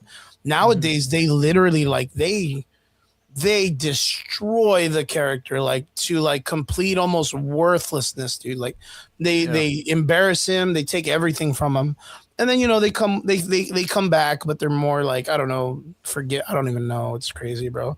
Humanity's such in a weird place right now, especially in the United States, where like people, they relate more to Thanos than they do the Avengers, man. It's fucking Speaking crazy. about humanity, And I think it's more Yeah. the internet, not like because you go did out you? and Oh, go ahead. Was it Go ahead, Derpy? What? Sorry. I was Sorry. just saying, speaking about how crazy humanity's getting, did you see this story about a dog being killed by cops? Yeah, well, I mean, those kind of things happen a lot, man. No, it was basically after the Knicks won, a lady, there was noise complaints because the lady was like shouting because they won. The And game, the fucking Knicks after they again? won, after the Knicks won the Oh finals, my god, dude. and People are the crazy, cops bro. were called by like the neighbors and for a noise complaint, and she was like shouting and everything and all that. And then the dog was defending, like the cops were like afraid of the dog because it was big, Yeah, basically, and it charged at the cop, and it the was cop. usually Yeah, never it was never aggressive. So the cop shot him. yeah. Most of the time, when it comes to that kind of stuff, I'm not mistaken. Like, the police will tell you to at least like tie your dog up or hold on to it and don't let it go. But the moment Yeah. that bitch gets loose, like they'll shoot the shit out of it in a heartbeat. Yeah, but 'Cause what's the just- problem? Like, if any dog attacks me, if it's a Chihuahua, I'm breaking its neck. I'm killing it. I'm gonna beat the shit out Like, of that if dog. a and get it dog off of attacks me, man. I'm killing that thing. Dude. Well, not. I mean, that's not the first. That's not your first My- action, but you're gonna want to protect yourself. Yeah, because that dog's but- gonna. He's gonna Right. cut you, bro. He's gonna cut you bad. He can mess you dude. up. Like my, I'm my just saying, friend's like, dog it's just attacked crazy me, bit that me right an here, incident has to and I just happen like threw him that. against the wall, like, Yeah, and well- I kicked him. But Well, I mean, he's in the alive. concept He's of being alive. attacked by any kind of animal, it's not nice, right? Yeah, but it's like it's it's- not the. You know, I guess it deals in the situation, right? Because like, Mhm. if the person has a dog, and it's aggressive and it's not in the right mindset, and the Yeah, cop that's comes pretty to much what happened. the cop comes to stop the situation at hand. His job is not to control your dog, and he doesn't want to Yeah. get bit. It's either that or he beats the shit out of it with a stick, or I don't know what it is, but like, Yeah, you and should he be could. more understanding yeah. to put that dog away if you're gonna have people there, and if you don't, Yeah, you gotta follow the rules, man. But and we should probably not get into the to. next topic. Yeah, Yeah, but yeah. We're like, gonna go to the next topic. Yeah, so I didn't understand. So what was the point you were trying to make, Derp? Yeah, I was like, well, he's just Like- talking about how I was just humanity is saying like it's just, wild. bro. The incident, Yeah. He's just The talking about in incident the of- sense of like how humanity's kind of like in this In a like mo- very sense of- volatile situation. It's just Right. volatile all over the place, bro. Yeah. Well, So I he's just think he's it's like- just agreeing with the situation. I just think people are like they always have an opinion over everything that happens. True. You know, like just like it just to comes to kinda go common off that sense to story. me. well, Mm-hmm. well, like when I've been attacked by a few dogs, right? Mm-hmm. Right. And it's great when you have training and whatnot, but like it's fight or flight kind of thing. Yeah, you don't want to have to get And- stitches, and then- bro, and because then someone's just being a everybody- cunt. Yeah, and if there's footage, everybody has their opinion because they're sitting down in the confinements of their home. They're very calm. They're like, "Oh, I would have done this," and it's like the whole Mike Tyson thing quote where he said, "Everybody has a plan until they get hit." Yeah, And in jiu-jitsu, you're like, "Oh, I'm gonna take this guy down like this, and then if he gets on top of me in side control, then I could do and then this." you get in the If moment, he's you gonna don't get get any me of in- that yeah. shit. And then you're like, "Yeah," and then you get taken Yeah. down, and you're like, "Man, I haven't even." That's had like time to Derpy. That's like process those it." moments. Like, you ever see those videos where like Yeah. someone goes to like, let's say you have a dog and it's pretty well behaved and trained, and you go to a Yeah. dog park or you go to like an event, like one of those fucking, and some like Yeah. dumbass has their dog, but they're not in charge of it, and the dog runs and starts like attacking your dog. And they're coming up and they're like, oh no, I'm sorry. He doesn't act like this. But your dog's on a leash. Like, what do you do to protect your dog, Derps? What would you Yeah. do? You know what I'm talking about. You've seen that shit before, right? Yeah. Like, what would you do? Like, if you were at a dog park, you had your dog, it's on a leash, you're taking care of him. He's not nice, he's not being bad or whatever. And then all of a sudden, like, this random ass person is like, oh my God, like, my dog, I'm sorry, it's attacking and biting your dog. And your dog's like, not even fighting it, and it's getting attacked by this. What do? Do you like push the dog? Do you tell the person, like, hey, get your fucking dog, you stupid asshole? Like, Well, my dog is my dog is too soft. Let's just say he's too that's even friendly. more of a purpose. You would probably feel. Unless there's food confident. involved. He's too I have friendly. a quick story. Well, I was about going to say, dogs, like, since your yeah. dog is soft, you would probably have confidence to be able to take it amongst people because of how nice it is. But then Right. you go to the event and some other person that doesn't have a fucking cool dog, it's just they think it's Yeah, cool and he's they're mean. acting privileged. And they or just let they their have dog to be an at least have asshole the strength. They have to have the strength to to contain control their that dog. motherfucker, right? Because I'll come yeah, back to the dog hour. yeah, let me tell Really you guys off this story. topic. I got a story, okay? You grab Yeah, the you're the lady's one that baby brought it and up, hit the fool. dog with the baby. You bro. brought this did. up. You can't just be like, this is off topic. You brought You this up. hit the fucking baby with the dog, dude. You know what I mean? Like, We get were off my going dog. off topic before the dog. Hold on. Quick story. Yeah, go. So I was at my mom's house. Like this was 4 years ago. I think it was 4 years ago, 4 or 5 years ago, and they had like a little Shih Tzu. Right, my parents had a Shih Tzu, Yeah. and super nice dog. Didn't even lick you. He just like wanted like to hug you all the time. Right. Aw. We're talking to the neighbors outside, whatever. Oh, So God. the dog comes out not on a leash, like our dog, right? The Shih Tzu. Yeah. And there's this lady walking her One American bulldog. Oh, God. Fucking Huge, shit, dude. I already know huge this is dog, gonna go bad. I just gotta massive go back. dog. Yeah, I No, already know this is gonna go bad. and the Shih Tzu just starts barking at him. That's it. Like he didn't go all the way across the Mark- street Mark- to Like like excitement, I guess. yeah. like Bark, the little and small then rough. this dog, That this bulldog American bulldog, charged- just launched. The lady fell, charged the- and yeah. he grabbed onto Start to the dog and started maul shredding dogging. him. And Yeah. my instinct, I went and I jumped on top of their dog. Like in hindsight, terrible move. I could have gotten Yeah, you could have gotten really fucked messed up, up. dude. Move, yeah. Yeah. But dude, this thing, it had like it was on roids, man. I was punching it. I was doing everything I could think of, like like slapping his eyes, You could whatever. cut and Yeah, stuff. trying to save the dog. Yeah. A lot of people told me I should have either squished its balls or just stabbed it, but I'm like, I don't have a knife on me, and I didn't have a I'm gun not on me, touching balls. because I would have done what I could to save my dog. Right. Finally, got the dog off, and dude, its guts were hanging out, still alive, and the piece of garbage owners came back later that night, wanting to know if our. By the way, we already put it down at this point, and wanted to know if our dog had their shots, because they didn't want any infections or diseases to cross over to their dog. When their dog was the one doing yeah, the yeah, shit out of and- yours. And like my dad Did was you like sue was him or almost like anything? we couldn't, because it was something about being in a private residence that like the cops couldn't get involved or something. And the guy was a cop, Wow. Oh, wow. the owner of the dog. Wow. Yeah. But the lady couldn't control him. Like it was definitely like 130-pound dog for sure. Were you able yeah. to? Was your dog like? Did it survive?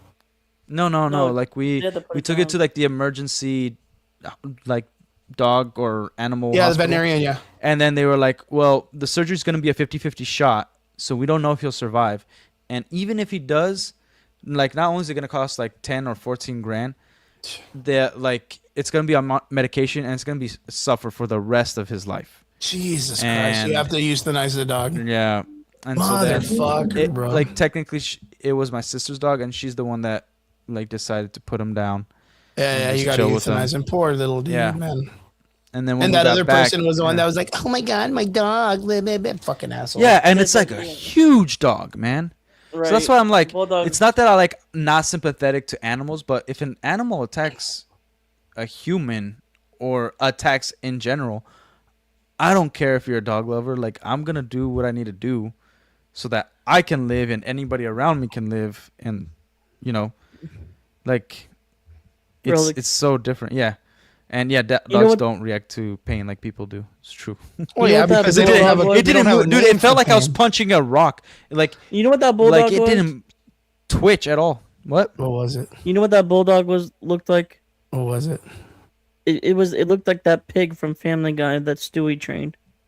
Oh The yeah. fucking steroid one. Yeah.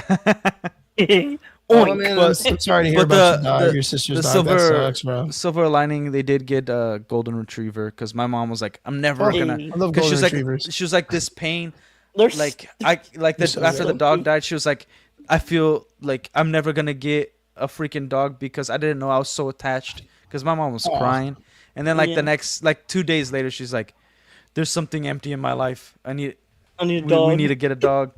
And, I and my mom was- always hated dogs, but she loved Right. that thing. And then they have a golden retriever, and he's a beaut. And Oh, I was she gonna said say, like Golden I'm Retrievers not are so good. she I said love like Golden I'm not gonna attach myself to a small dog that could get mauled by Hurt. any big dog. Like Yeah, you're gonna get hurt and stuff. I'm at least gonna fall in love with a big dog. Yeah. Yeah. Well, boys, all right, let's get on to the next conversation.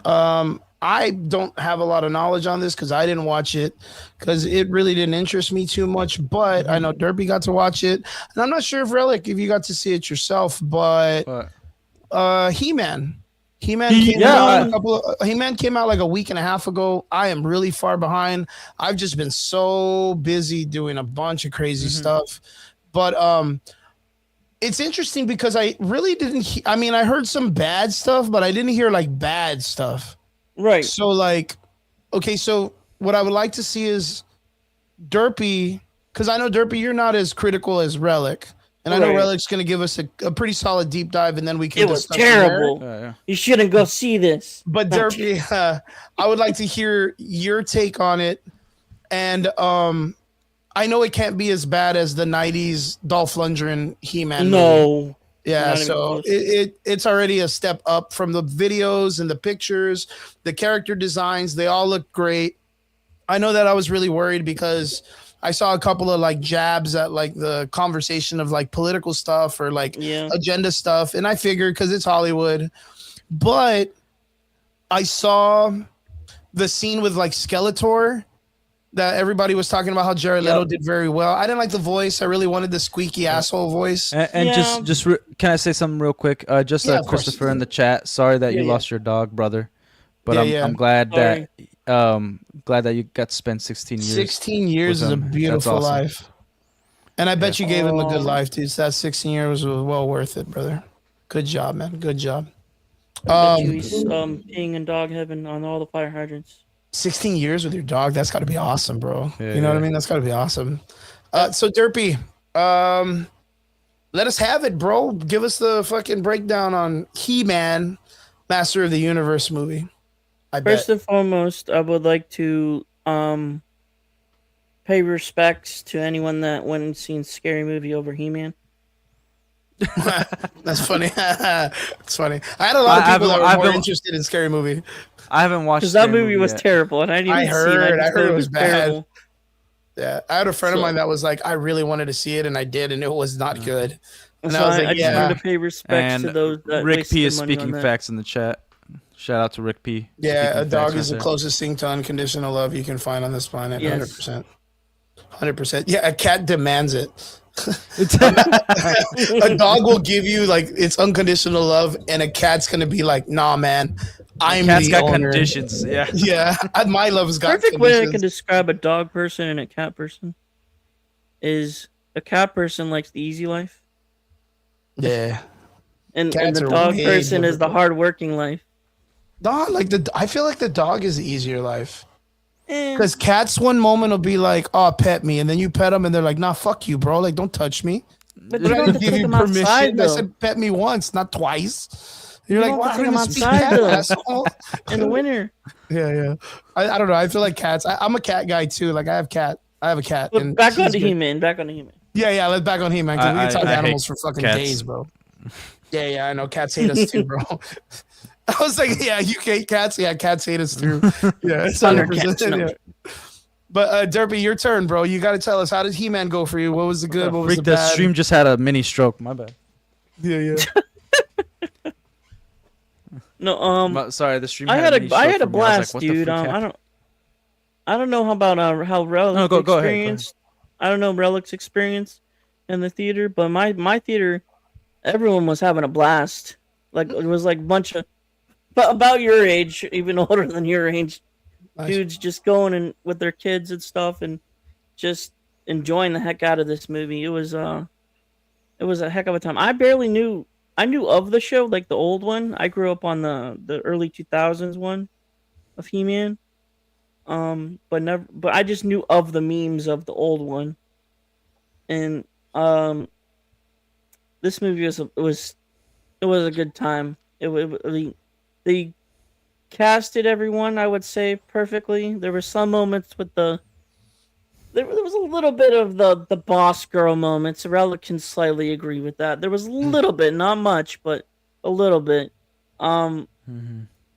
every cast member was exactly the character that come to life from the cartoon, and Okay. here and there some Yeah. dialogue, Cool. but by the end of the film, if you are a He-Man like diehard fan, you will be very pleased with what is played Cool. by at the end of the movie. That last Badass. statement I disagree with. Oh, really? You didn't like the theme at the end? That what like just the.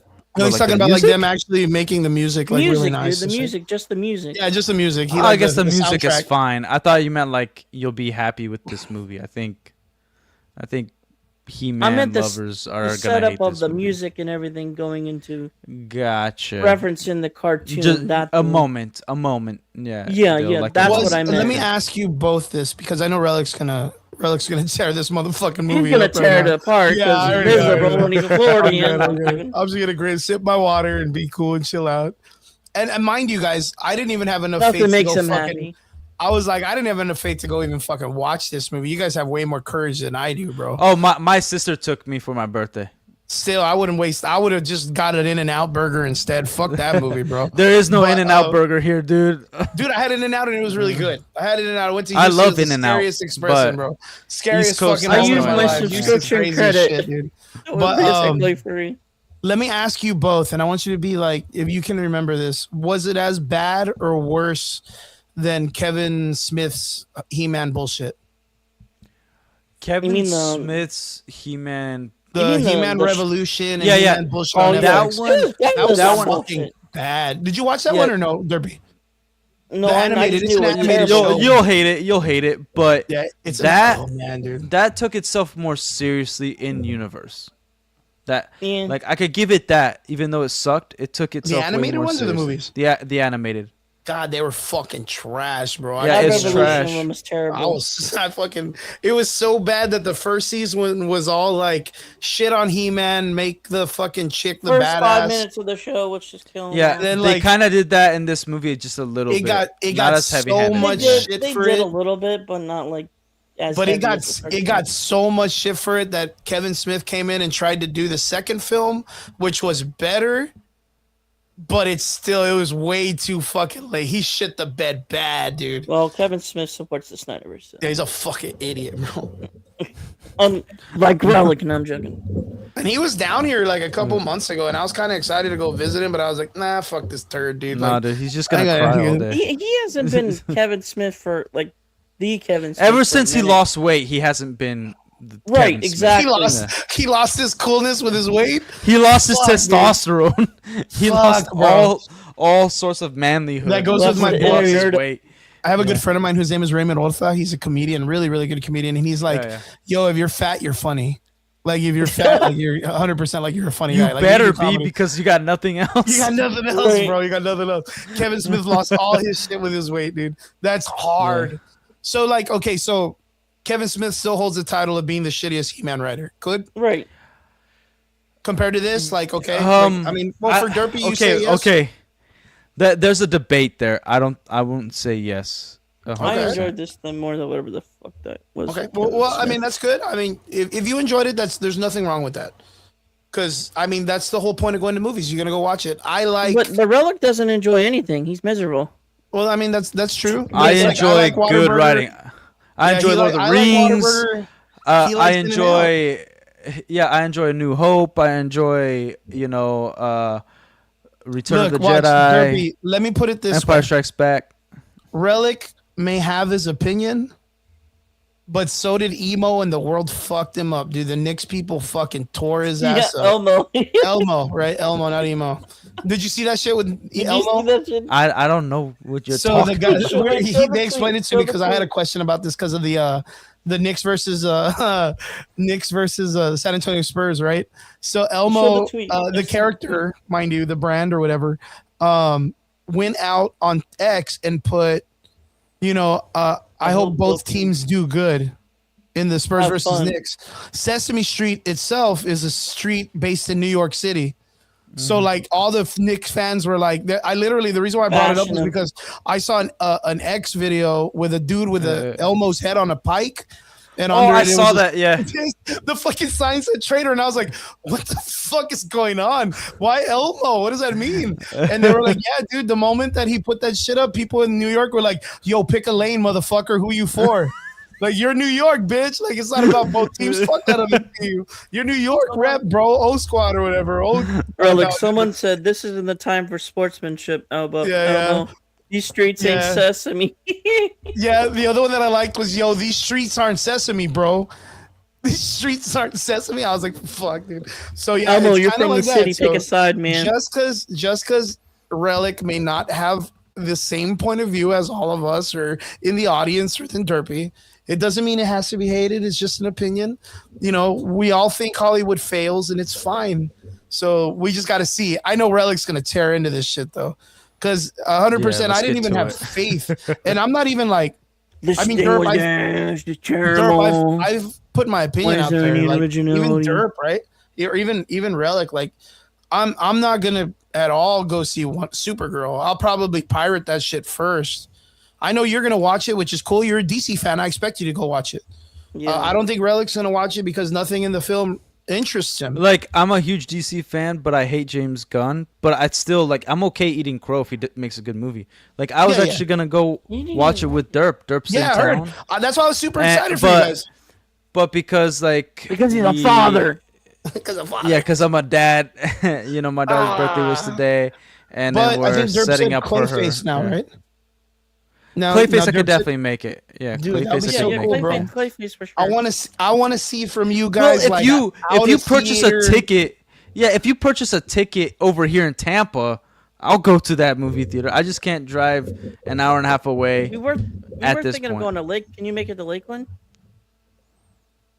Yeah, like I have a sister that lives in Lakeland, so sure. Okay. Look, what I need from you guys is this shit goes down. We were thinking about going down there. I need like an out of theater, out of pocket fucking review. Like, I don't want you all doing no fucking John Campea dumbass shit, crying that Thor: Love and Thunder made you tear up or nothing. Like, I need this was a triumph. Crash out, bro. I need like a straight up crash out. Like, fuck this, fuck those guys, fuck it. I need like a hard, like enough to the theater is gonna be like, if you don't leave, we're gonna call the cops on you, fucking assholes. Get out of here. No, I think we both got to be hammered that night to do that. Oh, I don't drink, so I'll drive you. I'll drive you around. But I don't drink, dude. That's so fucking great, bro. Look, okay. Look. Oh, there he is. There's the Snyder defender. Who? No, well, John actually no, bro. John, I've known John my whole life. He's one of my closest friends. He has like one of the coolest, like the Batman symbol with the Superman tattoo. Like, he has it on his arm. Like, this dude is like, he loves this stuff. Look, the Snyderverse sucks, but also the Gunverse also sucks. It always surprises me when my friend John is like, nah, I'm not gonna go watch that, because I know he loves DC. So like, it always surprises me. Like that one, like it always surprises me, and I'm like, dang, dude, like that's crazy. But he puts, we're not watching Supergirl. James Gunn needs to stay with Peacemaker. Okay. Yeah, and he needs to get his head out of his butthole because that. My best friend got to meet John Cena last weekend. Oof. Yeah. My best friend got to meet him. So yeah. Nice. So Masters of the Universe. So Derpy. Yeah. Concepts. I just want to get this out of there before we start with Relic. Your rating for He-Man. I'm still gonna watch it, even if I don't like it. I'm still gonna watch it because I like art. So 7.5 or an 8. Okay, 7.5. It's like a casual watch. Like, yeah, like you can, you're going on a date. You want to waste some time. Like, it's cool to go see or whatever. Now Relic, father, straight up making sure your kids aren't watching things that you don't agree with. This movie's trash. He-Man. Let's get it. Oh, this movie is not made for kids. No. Okay. No, it is not made for kids. Look, I give it like a 4 out of 10. Okay. And that's fine. And that's high. I enjoyed a lot of the stuff. Like, dude, the CGI was really good. Like, the trailers didn't do it justice. Oh shit. The funny thing is, like, every trailer that came out, I was less and less interested in the movie. But when I actually went to go watch it, when I went to go watch, I was like pleasantly surprised. right? And Bill. like Skeletor, what's crazy is like I hate Jared Leto. He was the best thing about the Yeah. film. Yeah, I that agree. scene. I saw that scene at the end where he was kind of like overly like laughing at some shit, and everyone was like, And I thought that was like, Yeah. okay, that's pretty funny. All right, that was Yeah, pretty yeah, cool. yeah. Well, like here's the thing. There was so many there's so She-Ra. many good jokes, but so much garbage jokes in between that it's not There are some like innuendo jokes. I wanted to be like Goofy like the Cart- cartoon, cartoon. but Yeah. they took it way over the limit. They put some modern stuff, in it. Yeah. But like Alright. let me finish my little review on this film. My bad. I was just saying. No, you good, you good. So first, like the big one of the things I liked, okay, I don't like how it was set up, but I kind of understood why they did it the way they did it. He's trying to like at the end with his last fight against Skeletor, right? He-Man is trying to be like, hey, I don't care what you do, but we don't have to end this in a fight. Like we don't have to kill each other. Like you kill each other. You, Yeah, that's you could choose the higher road. We don't have to do this, Yeah. Which is That's like fair. like all right, like that's not a bad thing. It's not speaking to his character because I think like he's still willing to fight him if it comes down to it. You know what I mean? Mm-hmm. And so he's doing like the knightly thing, like what a Templar knight would do, or what a knight of the Would of a you kingdom consider would do, it very right? similar to the Mario, like Mario Galaxy, like the way they are with Bowser? See, Rick. Because like you know how like Mario really just doesn't like Bowser, but Luigi's like, come on, man, like he's cool. Like we don't gotta kill him. Later's Rick. Thank you, man, for hanging with us. Appreciate you, Rick. Yeah, but you know what I mean. Like, so there's that kind of moment where like See they ya, kept Rick. Bowser around, and then in Galaxy they used him a little bit different. He kind of walks this line of being evil and good at the same time, and he wants to be good, but he's bad. And like, is it kind of like in that nature? No, 'Cause- no, because it's I'm like speaking more to He-Man. Like, and this is why I like this scene. It's because Skeletor started laughing at him, and he had a great line. He was like, "You can't appeal to my better nature. I am a villain." And then he tries to kill He-Man. And it's Okay, like, okay. yeah, like that's It's poetic. Yeah, that, it's like the poetic yeah, 80s. it's also nice because it's like, oh, he's not a misunderstood villain. yeah, you yeah, know, he's like- laying it out there. He's just a villain. He wants to conquer. He wants to kill. He doesn't care about you. He just wants to be all powerful. That's True, his MO. true. And I that's got it. I like that. I like that. You know, I enjoyed that. But like the thing is, there's some moments that were definitely not given to He-Man, but given to what's her name? Tila? Oh, Tila, Yeah, the right. partner, the girl. Yeah, and like like in the beginning it made sense. Like Adam, she's saving Adam, right? If you in the old cartoon, Adam and He-Man, Adam is the freaking wuss, and then He-Man is the confident like warrior, right? Yeah. Yeah. One of the big problems is that they just made He-Man and Adam the same character. It's just Adam Yeah. with muscles. He's still kind of like a wuss. So there's no like dynamic change in his confidence or anything. There's slightly, but then they underhand it completely. Like when he first turns to He-Man, you're like, oh shoot, he has the confidence and he's starting to figure out his powers. That's really cool stuff. But then after like everything is just like he's just Adam. It just The kind way of he melts talks. together. There's no like Yeah, yeah, yeah. separation. The way he's talking, Ah. the way like it's great. He like has skills and he's fighting with his sword and like he's able to perform combat, but his personality is still the same as Adam, like almost the exact same, right? Okay. There's a lot of cool things about the film, the robots. Like I don't like that Idris Elba's the Man at Arms, but it was a nice twist. It was a different kind of take on the character. But the thing is that they didn't go into any depth of like character arcs. It was just like moments that happen. It's like you see Man at Arms, this great warrior, and then in the present, when Adam is older, he's kind of like a drunk deadbeat, and because he feel like he failed his kingdom, and he failed everybody around him. But then he's kind of like just human garbage. He didn't raise his daughter right. None of that stuff. So there was like that element of like, dude, you still had a kid and she had to take care of you, like ever since she was 11. That's crazy. Like, But it was always kind of like that. I don't see somebody.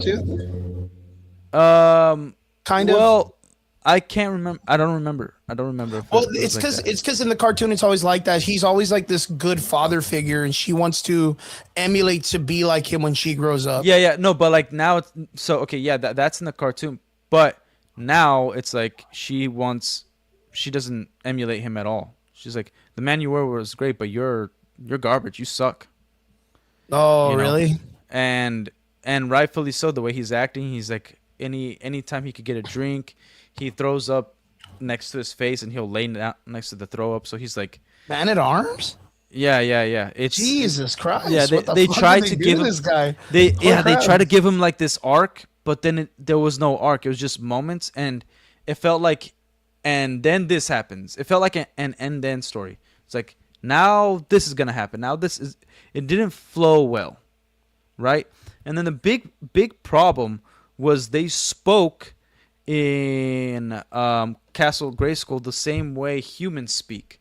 So they would cuss, they would say like similar jokes. They wouldn't use the language of like Castle Grayskull, of like, except for one scene in the beginning where she says like, you're such a like, I don't know what the so they were just very loose with the like language, right? Yeah. They didn't differentiate the worlds.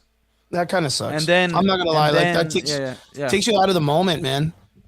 Yeah, because then it's like, oh yeah, it's not that I'm a prude. It's like, yeah, they could have cussing in the real world, and then like that's how they speak and whatnot. But then when you go to Castle Grayskull, it's kind of like I pointed out like the I am Groot stuff. In Guardians of the Galaxy 2, Groot says I am Groot, and everybody's like, hey, language. We don't have to know exactly what it was, but we understand. We get the idea. We get the gist. We get the idea.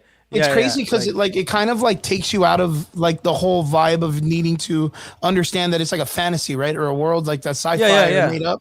There's a part in The Hobbit, and it always pisses me the fuck off. It literally almost made me hate the whole movie, which is the scene right before Gandalf and Oakenshield and all the guys are about to go into the Forbidden Forest, right? Or the Wicked Forest. Yeah. Mirkwood? Yeah, Mirkwood. And then all of a sudden, Bilbo looks at Gandalf and goes, well, why don't we just go around? And Gandalf then looks and says, well, it'd be like several miles in that direction. And that fucking irked me so bad because this is not the United States. Even in the other, where New Zealand or wherever they film it, they use kilometers. Like, you don't say miles. That's a Gregorian form of measurement. No, that's an English term of measurement. That would not be in an other world that doesn't deal with measuring things that way. It would be like, it would be a sunset or 2 drops of the sun. It would be something different. They wouldn't say miles, bro. Yeah, that's like if someone was like, if he goes, well, how long would it take us? And he goes, maybe we'll get there about 3:30. You're gonna be like, what the fuck is this asshole talking about? They don't. Yeah, he didn't like say like it will take many moons or something like that. That fucked me up so bad, bro. That fucked me up hard. I was in the theater and I was like, man, and then he's like, that. miles that way, and I looked at the guy next to me and I was like, what the fuck did he just say? Like, I was so livid, dude. And everyone around me was like, but Chris, it's all right. He just said miles, and I go, yeah, but he's not in America. Like, even in that part of the country, they don't say miles. Like, they don't say miles. So they do, but they don't. It's not a common use of measurement. Like, legally, they don't use miles, but they say kilometers. Yeah. But they understand what miles are. But that's not even their first. No, it's not their first. Yeah. That's not their first thing. Like, you know what I mean? Like, I got you. That fucked me up so bad, bro. Valid. That kind of stuff is valid. Now watch you and Derpy. Every time you ever go back and see like The Hobbit on TNT and it sees that scene and you hear that, you're gonna be like, I'm just gonna remember you, dude. Crispy, dude. Fucking crispy, bro. Like, I thought you were gonna say that dick. What, Derpy? What, Derpy? I thought you were gonna say the scene from Battle of the Five Armies when he's like going across the stone wall and like throw me or whatever. No, that's just good. Like, stone. I thought you were. No, it was 100% like Gandalf using miles in this. Yo, I heard Like Disclosure that. Day was not that good too. But we didn't Yeah, I watch that. heard I'm not that gonna spend too. money on that. But I'm sorry. No, Uh, but uh, so no, you were I'll talking about finish Man off at Arms and my how they like yeah. dissected the character, or at least tried to like No, new because it's like age the story of they the could character, have right? gave a setup, but it's Could be brief though. like personally, what bothers me is the collection of Hollywood always hating on like anybody who's a father, right? The That's- It's like masculinity, right? yeah. You know It's what, not that's about fair. like That is a fair point. yeah. Yeah, it's valid. Yeah, it's not about like oh that you can't have that kind of arc. You can, but that doesn't like There has to be a this is a payoff. guy that was the the guy that the king entrusted to train his son. He not only trains the kids, but he's like the best warrior. Well, he's he's the He-Man, best of the he's best. He-Man's So Alfred. so he has this mindset. He has this training. He has this like hardened knowledge and way, right? So like yeah, maybe he'll fall off the wagon once or have a dark time, but for like 10 plus years he's getting drunk and not caring about his kids or the world and not trying to go after Adam. None of it. Like Yeah. you What's up, didn't do any of Derpy? that? What were you saying? What's up? I was gonna ask Relic something. Oh, go Yeah, for it. what's Go up? for it. What's going on? The fucking He-Man meme. You know what though? Like going back to it, I feel like if they were to approach Man at Arms as a character, what they should have done was do the same thing that they did with the Artemis character in Wonder Woman, the female that was training Diana. Right? It's supposed to be like the number one soldier that is under the mom or whatever, because the mom is 100% busy. She cannot, They should teach talk this about child to fight. So Yeah, they yeah. bring in like the toughest soldier. I feel like that's the way they should have handled Man at Arms, and it kind of Well, sounds well, disappointing that they went that way. the problem was that that they didn't handle him at all. They just gave him this arc and be like, yeah, this guy like totally. Oh yeah, it totally makes sense for him to be a crappy father for 11 years because of one screw up or one moment that he couldn't predict or something like that. It's like that's not how it work. He'd have to go through so much more. And like there has to be a lot of things happening along this journey. But that like none of it was explained to solidify the reason why he is that way. Like it's all like, oh yeah, that one moment, that was it. That like done. He becomes a loser and that's it. It's like it's not like, oh yeah, like by year 2 he was trying this and then he lost an arm or like he got his best friend killed and like he just couldn't go anymore. In the past year or so, he's not himself. True. It's like if you tell me a story, like give me an arc that like for 10 years he was doing his best but just getting hammered and destroyed and like ruined, and that he's like all right, self-sabotaging like, I'm just gonna himself. drink. Yeah, and then like self-sabotaging. and then like his daughter's trying to like always help him out, like trying to get him out of that funk. Yeah, But yeah. like no, she just like, oh, he's never he hasn't He's been trash. down Yeah, he's since. trash. Yeah. Yeah, And there was then, no like- good. There was and no then good they- write off, right? Yeah, and then they like do some very like heavy-handed sexual jokes. Yeah. Like it, like the names of the characters were for kids, right? Like Fisto, what's the Like, stretch neck or whatever his name yeah, is. yeah. That stuff, like it was for to sell toys. It was for kids only. Yeah. But you could take the universe seriously and add jokes in that would make sense in the movie. Like in the current state of But they were like he was like, oh, what did you call me? He's like, I called you Fisto, and then everybody starts laughing, and he's like, because you fist people, and it's like, oh, he's actually doing sexual jokes, and then he keeps it's going. tacky. And like everybody's laughing, he's looking like the Fisto's looking around. It's like this isn't playing well.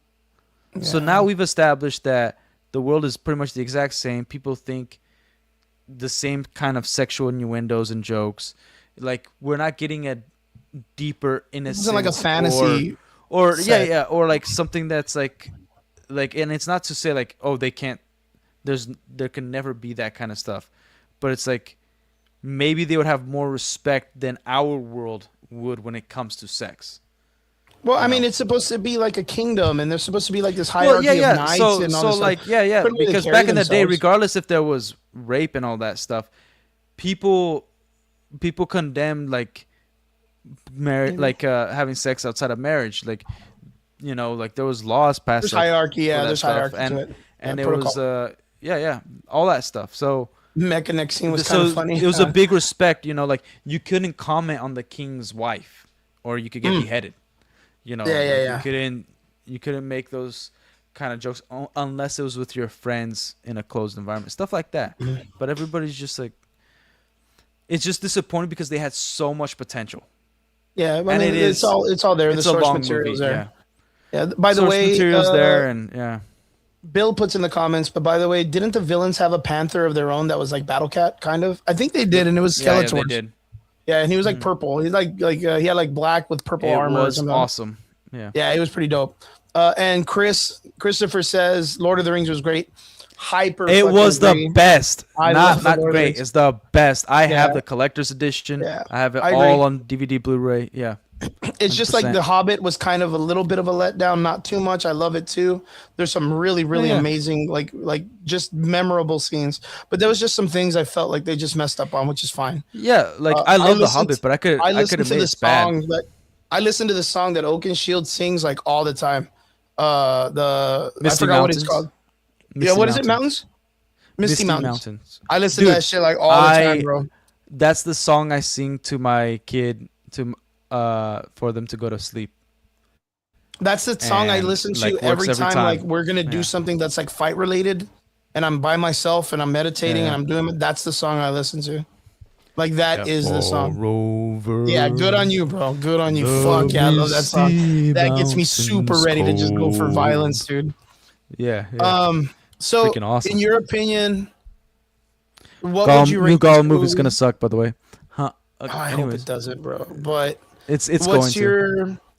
I kind of feel like I kind of figured how this movie was gonna go. There was some stuff that surprised me that it wasn't as kind of like the agenda pushing and stuff like that. That they kind of like it's for what it's worth, because they had a really good layup for all of that jack shit.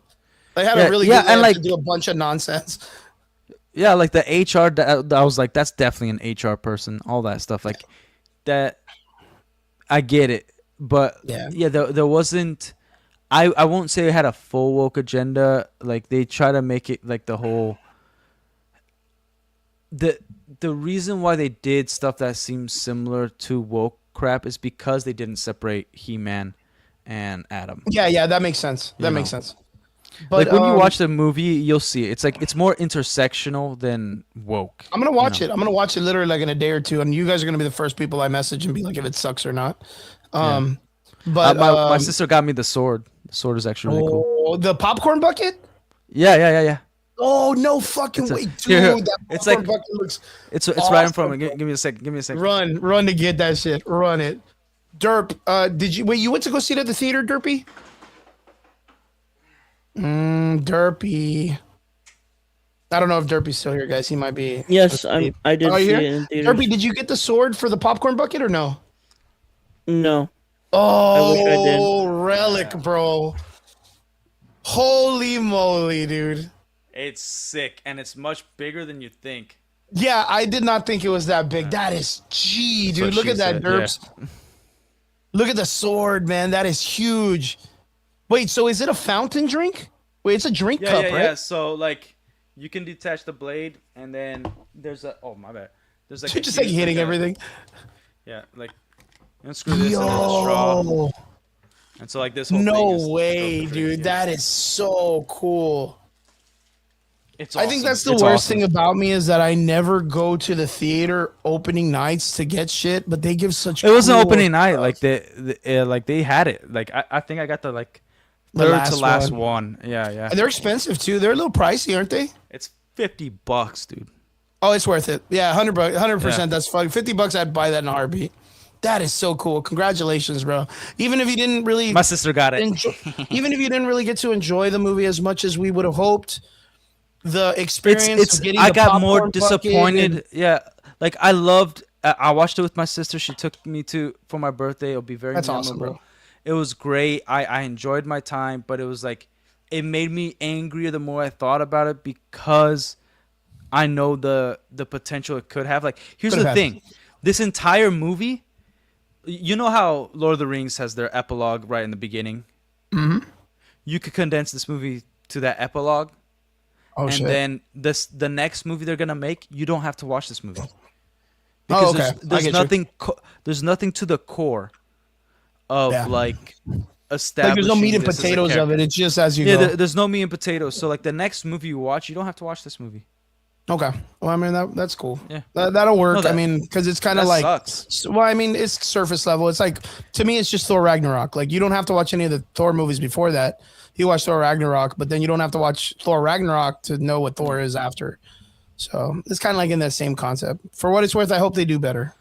At least they had Dolph in it. That's nice. Yeah. So- by the way, what's I thought the Tony Monica had a funny comment. I have no real knowledge of any of this information being handed out, but I'm still here. Yeah, we're talking about He-Man, bro. That's a real But one. Thank you Thank for you. helping us. Thank you for hanging out. Yeah. So Relic on a scale 1 to 10, Derpy gave it a 7.5 in his opinion. What about you, bud? 4 out of 10. Okay. Toy Story level? It's Toy Story is like 0 out of 10. Oh, you changed the Toy Story rating. That's hardcore. Did you say it was like No, a no, 4 I never earlier? changed the story. No, I said He-Man was always a 4 out of 10 to me. Oh, that was Story, okay. Toy Story Alright. 5 is a 0 out of 10.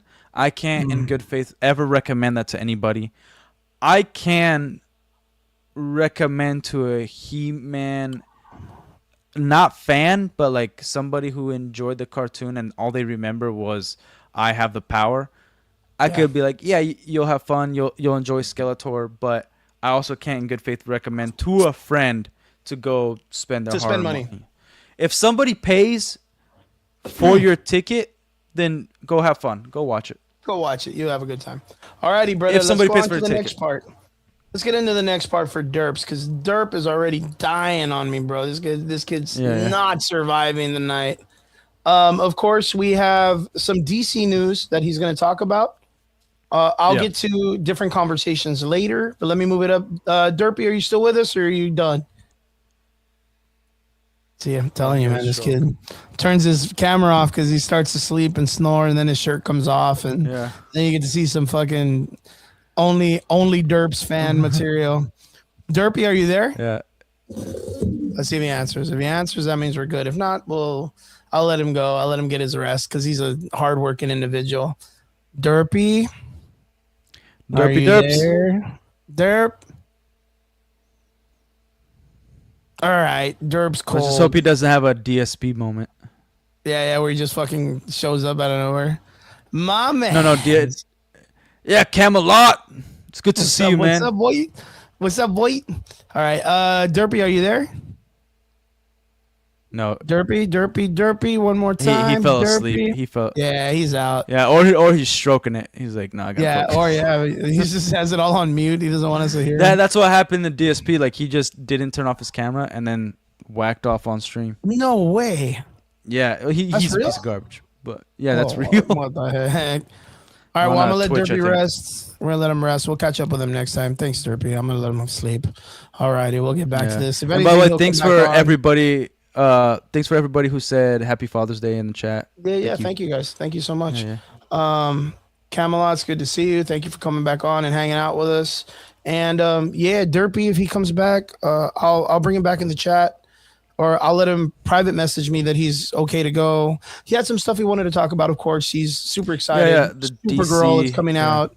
Like I think Supergirl comes out this week. Yeah, If I'm in a not few mistaken. days. Yeah. It's gonna suck super hard, but yeah. he's Well, I excited. mean, let's pray that they learned their lesson for once or whatnot. You know, dude, it's one it's of those James things Gunn. like. It's James Well- Gunn. When has he learned his lesson? Well, the thing is like sooner or later, you know, they did get bought out, right? The company did get bought out, right? Their mother company or their daddy company got bought out.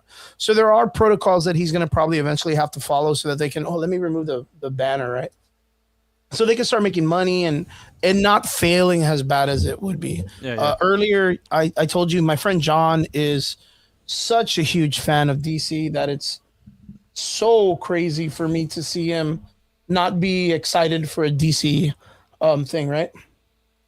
So what I want to do is here's the thing, like the problem with the Supergirl movie before it even comes out is that the excitement is with Momoa and Lobo. It's not for the main character. Mm-hmm. You know, and the speculations are we going to see Superman fight Lobo, not Supergirl fight Lobo? So like it's the hype is on Lobo. So it already tells me that like nobody really cares about Supergirl because first of all, the actress can't seem to shut up. She's ruining her own movie already. Yeah. Which is like the trailers, the Snow White girl, right? Yeah. And the trailers, like, they don't, like, hope, again, I'm okay eating crow, but they don't make it look good. The trailer didn't do the marketing to make DC fans or even Supergirl fans be like, hey, like, I'm interested in this story. Like, the first trailer we ever see is her dog, Crypto, pissing on Superman's face. Yeah. Like we regardless if you like that movie, doing, right? Yeah. Like everybody loves Superman before Supergirl. So like well, I mean, the first introduction is her calling him a bitch, and then the second time we see is pissing. You know, I have to disagree. True comic book fans of history, we are fans of Superman. The nowadays comic book movie lover and all this stuff, they don't like Superman because he's too good.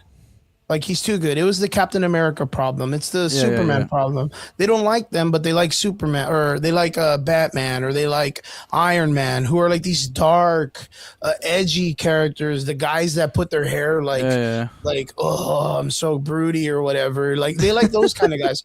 They don't like the goody guys anymore. I remember I would talk. I love Superman. I think Superman is a great character. I think for what it's worth, we need characters like that in society because when we were growing up, it gave us heroes to look up to. Minus, they're not real. Mm-hmm. They're not fucking really going out there and fucking lifting buildings. They're real true heroes out there in the world that do real things that we could look up to. But they inspire us just like the stories of old with Greek mythology and the Bible and all of this stuff. You have these Messiah-like characters that give us hope, which that's Superman's entire thing. But the hope look, the good guy thing, the perfect person, people don't like that. People don't care for it because it's too good. So when you get that person that comes in and goes, I won't say people don't like that. I understand why some he's not cool enough or whatever. Like those kind of guys, they prefer. It's really weird because it's like a weird spectrum. Like it's a weird comic book spectrum. Like you have your Supermans. And then the next guy's going to be a little bit more hardcore until you get like the Omni-Man or the Negans or, you know, the characters that the Batman with his dick out in the comic book because Tom King, F you know what I mean? Like those things, this is what these weird, like on the desk, don't touch grass and don't do anything physical and do anything tough. This is what they believe needs to be in these IPs. These weird, like, oh, look, he's relatable. He has a penis like a man. Like, oh, look at how cool. And it's huge, too, because he's so tough and brooding. And it's like, I don't want to see that. I don't need to see any of that shit. I don't need to see the girls with, like, big boobs and butt. But guys do that because they're sexual deviants at those ages.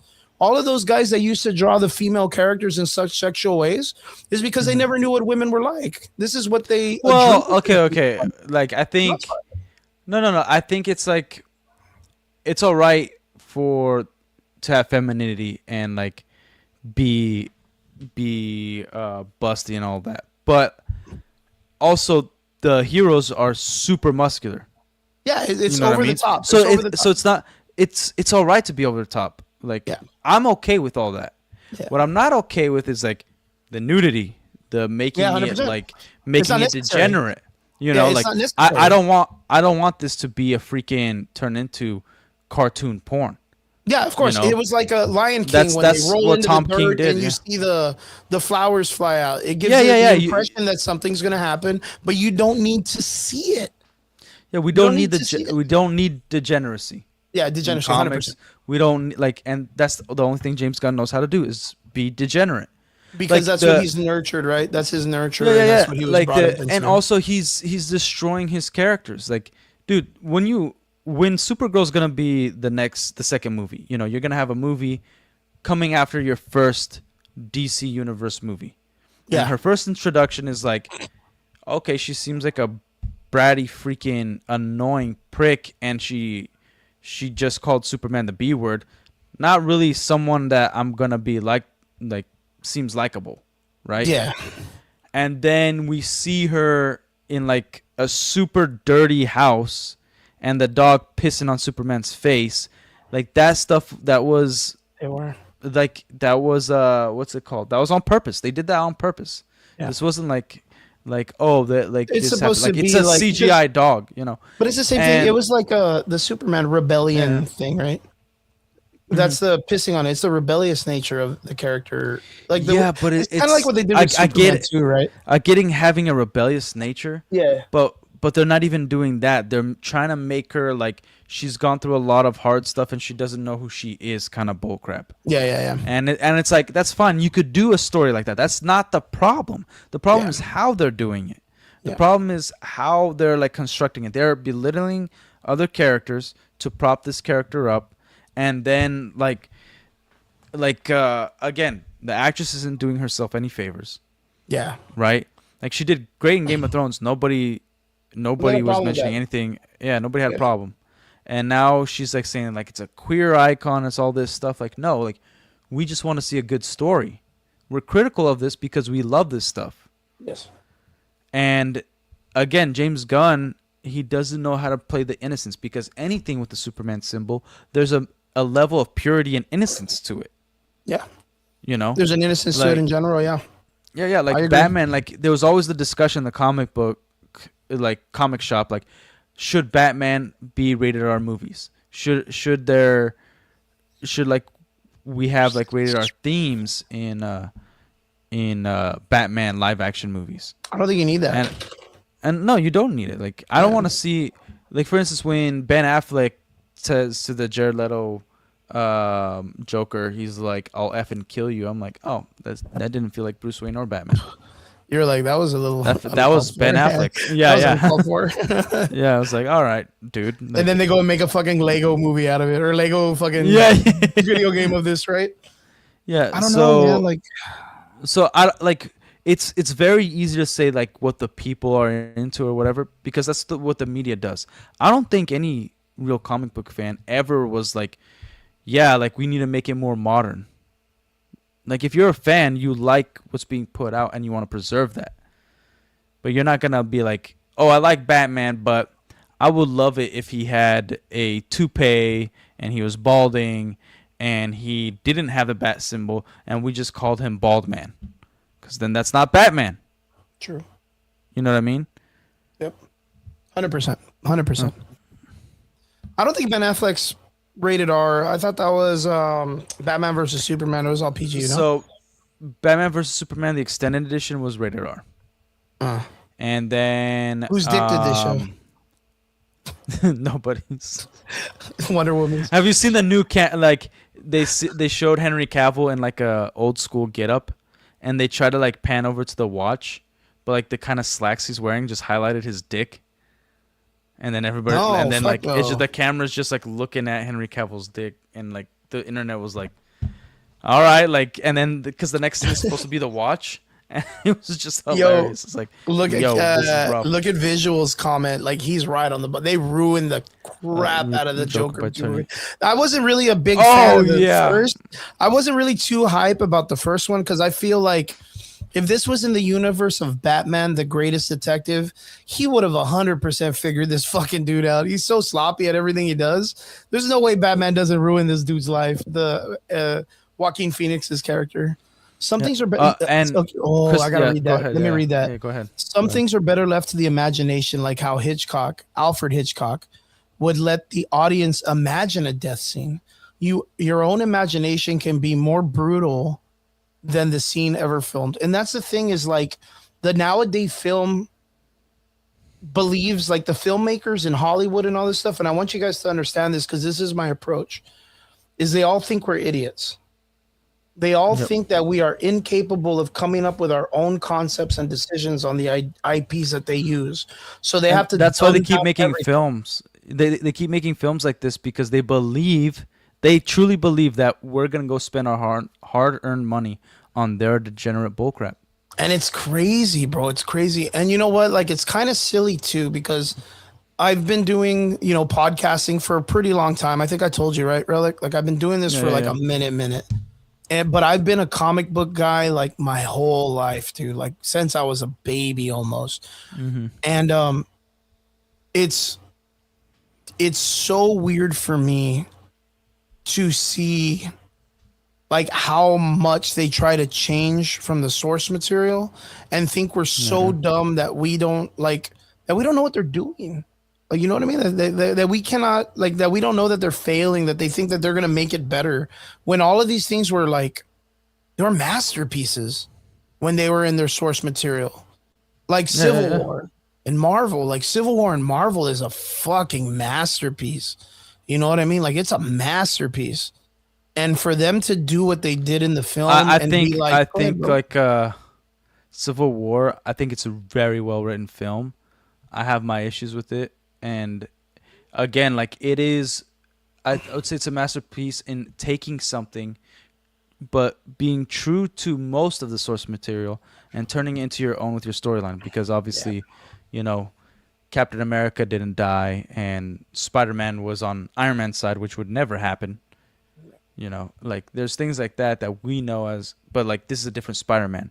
This is a different Captain America and Iron Man. Like this is the MCU story. Like they're taking. It's great how they, in the beginning and up till Civil War, that they took all these great elements of the comics and respected. They adapted, right? Yeah, they adapted and respected it, right? Yeah. And for the most part, I wouldn't say everything, but for the most part, yeah. Yeah, true that. But yeah, let me see. So we got, we're talking about Supergirl, right? So for me, myself, like Supergirl really hasn't done anything to really catch my eye, but I do understand the gravitas of coming to something like in James Gunn's situation, right? He has to write, if he's planning out the entire, let's just put it out there, like Justice League Unlimited concept, right? Where you have the Justice Booster League Gold, you have Green Arrow, just you have a bunch of characters, bro. And the problem with DC in the comic book world is they always had replica characters of each character.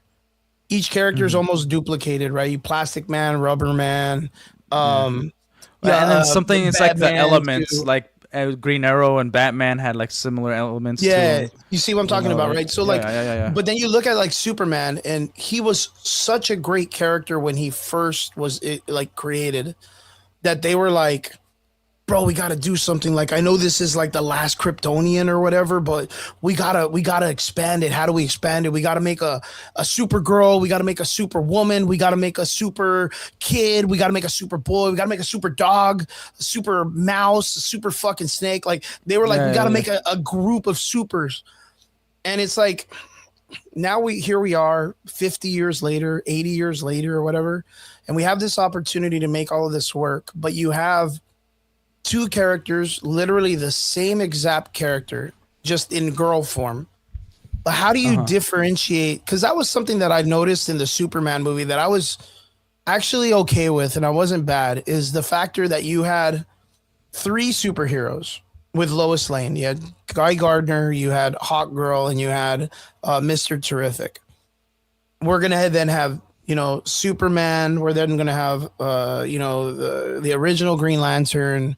We're going to have all of these characters come up, but how do you differentiate the characters' personalities from one another? And I do like the approach of having these. Well, they should have given some of the characters' personalities to begin with. Well, yeah. Because they have to make it work. Well, there's a bunch of characters that have no personalities. Like Hawk Girl, she doesn't have a personality. Well, she's an asshole. It's because she's like stoic, and she's like Hawkman, because you know, the character itself is like this never-ending Again, immortal soul or if whatever. you say she's like Hawkman, then she's not her own character. Yeah, 100%. know? And that's what I was talking Yeah, about. yeah, Yeah, that's like- a great moment. But then how do you do it? Because eventually we're gonna get a Hawkman. So how do you we did get a differentiate? Hawkman Did we? In Black Superman, the new Adam. one? Yeah, but that's dude, and that's the oh my god, man, that's the other thing too. Did you hear that they want to bring back the Dr. Fate guy? The actor to play Dr. Fate? Bronston. Yeah. Yeah, to play Dr. Fate in He was great. done, He's awesome. Yeah. you can't do I that didn't- because that I was the didn't- Snyderverse. Well, so was Peacemaker. Oh my god, dude, I hate this so much, bro.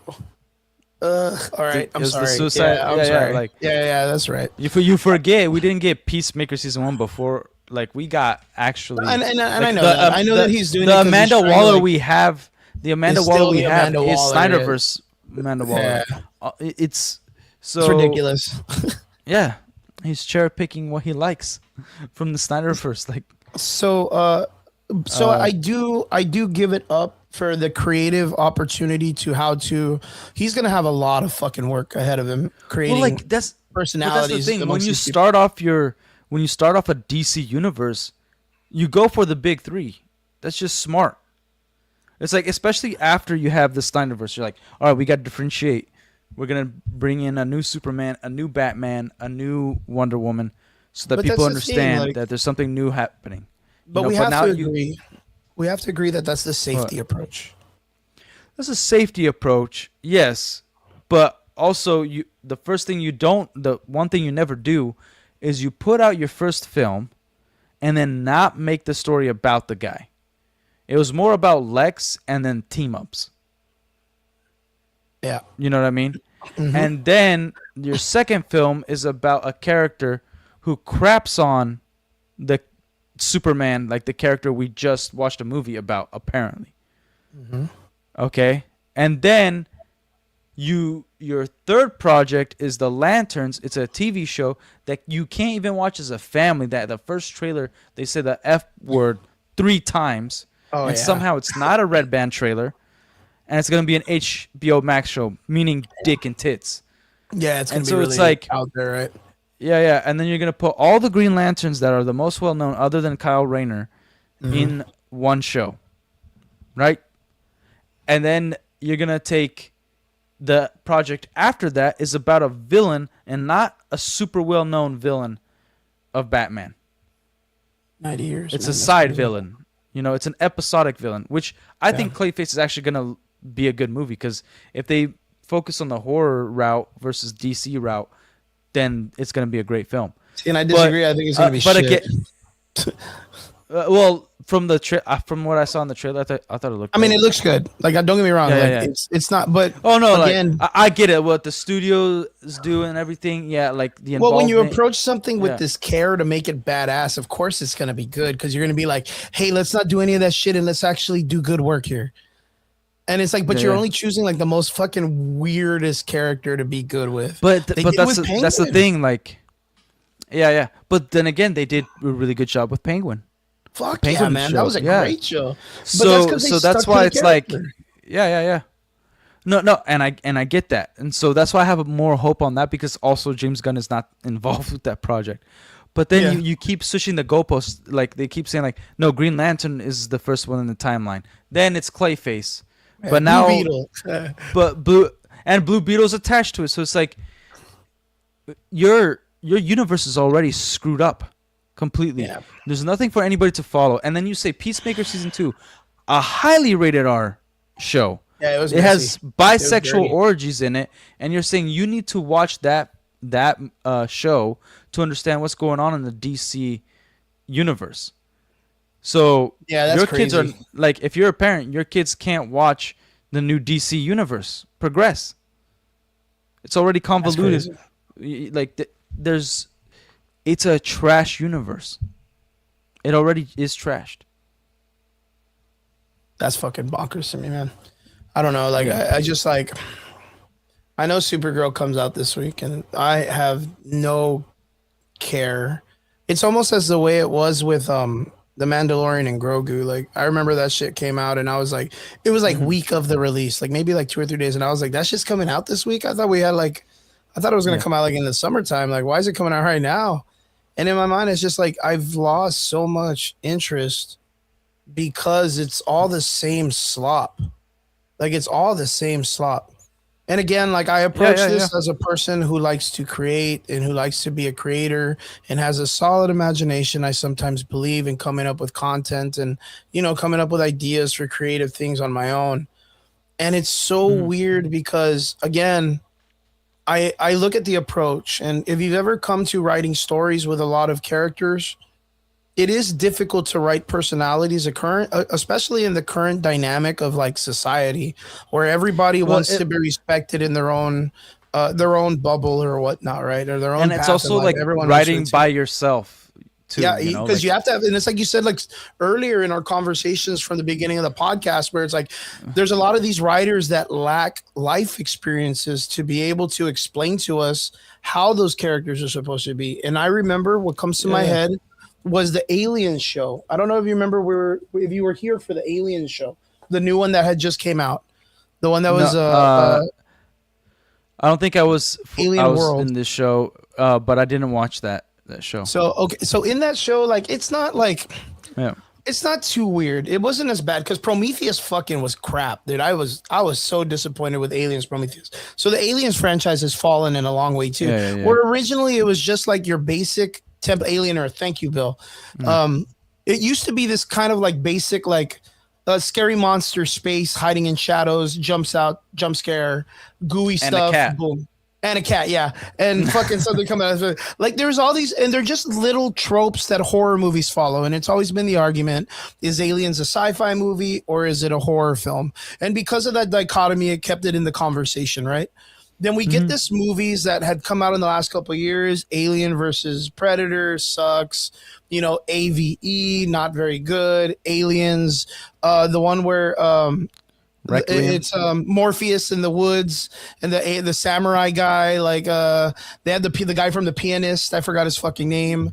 Yeah, the Adrian Brody. Predators. Yeah, the yeah. Predators, right? Which wasn't too crazy, but like No, it it was all kind of flows that into was this. crap. That was a crap. The movie. samurai scene was dope though because it gave you, that was the first thing I feel like it gave you the first like, oh shit, like we can get this like Assassin's Creed generational era of these stories Yeah. finally, instead of it being like this crappy like, oh, something in a fucking spaceship scares you, but like where have they been all our lives, you know what I mean? So like Mhm. when this movie came out, Alien Earth, I thought it was a great approach, and I was like, okay, this ship's gonna land on the planet, Earth is fucked, the aliens, the xenomorphs Yeah, are yeah. gonna take everything over. It's like zombies, but now it's xenomorphs. Like Yeah, I I get think you. it has a great imaginative premise to be something big. Mhm. But the biggest issue was there's a character in that, and I forgot his name, but it's like a stupid name. They called him like the prodigy boy or something. Like he's like the rich dude. And all he did was act as the way the writers thought Elon Musk does stuff.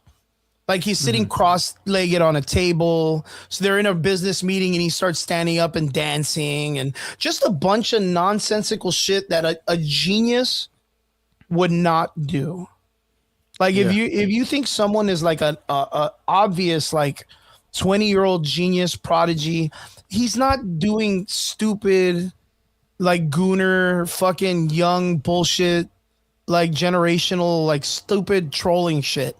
He's doing things as a genius was, but since you don't have geniuses writing the role, they miss it completely and the character just sucks.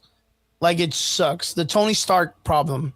Tony Stark used to be this, his big falter is he was like this alcoholic that had a bunch of drug issues and he's failing, but he's this mad genius who cannot stop himself. They write him as like this corny one-liner dude that just likes to have sex with chicks and then flies around and shoots lasers out of his hands. He never shows or auras that he's a fucking genius. Like, you know what I mean? Like it's crazy, but it's because of those life expectancies or those experiences of those writers. They don't get it. They don't get it. And then Yeah. the imagination is what's supposed to push them into what they assume the genius would be. But then But they it's just turn it also into like just bullshit them stuff. them being humble enough to do the research. Like for instance, when I, just like you, like we've had this conversation before. I love writing my own stories and Yeah, everything. yeah, yeah. And one of the great things about being married is I can go to my wife and ask her, if I were to do this and we lived in this type of world or life, What do you think? how would you react? Yeah. You, a woman of this age, this, and this, and it's usually I'm always kind of wrong of what I thought she would react like, And I would talk to other people about like a story I'm writing. Back when I had the Lego store, it was really easy because I would talk to my employees, and then I saw the correlation of like, oh, us men, we think this way, but me and him were really into like knights and medieval stuff. And so he has a perspective that kind of leans into that. And then my other friend that's like, oh, he's really into Marvel and comics and superheroes. So then he has like this perspective, like this is the route they would take. But then I get like almost like a cheat code, just talking to people and giving them a scenario of something that I'm writing about, and they give me that feedback. I'm like, shoot, like Yeah, I broadens thought the about that, horizons. but I didn't see the details of how somebody could think that way. You know what I mean? Yeah, yeah, yeah. And like, but these people, they again, just like James Gunn, just like Christopher Nolan, and even when they did really good stuff, they're not partnering with people no more. Stan Lee, and they had this false sense of like Stan Lee wrote everything. So I can do it. Yeah, so I could, which he didn't. He didn't Yeah, write he didn't. everything. Yeah, and there was always a big debate, like Jack Kirby, on his birthday when he and Stan Lee had that falling out. He was on a radio show on his birthday, and Stan Lee was so petty that he called him on the radio show, and they had an argument about who wrote what and like what the story was about and what was the direction, and it just kept going, And so like it's one of those things that like a lot of writers were pissed at Stan Lee because they felt like he wasn't giving them the credit. Yeah. Like, hey, you came up with this character, but I wrote the character. Or like, I wrote the character, the lore and all this stuff for the character. Yeah, the hard stuff, the fucking road work. Yeah, stuff like that. Yeah, yeah, the road work. So even though I love Stan Lee, and it's no hate to him, but it's not sunshine and rainbows. It's not perfect. It's not never is black and white. So it like these guys, they need partners. Just like that's why I said the Green Lantern show. We know who's involved, so that's why we know it's gonna suck. But there's like 3 people that are a part of it.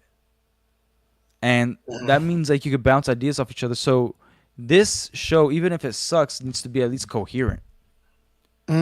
Because there's no way, unless you're all 3 retarded, which they are.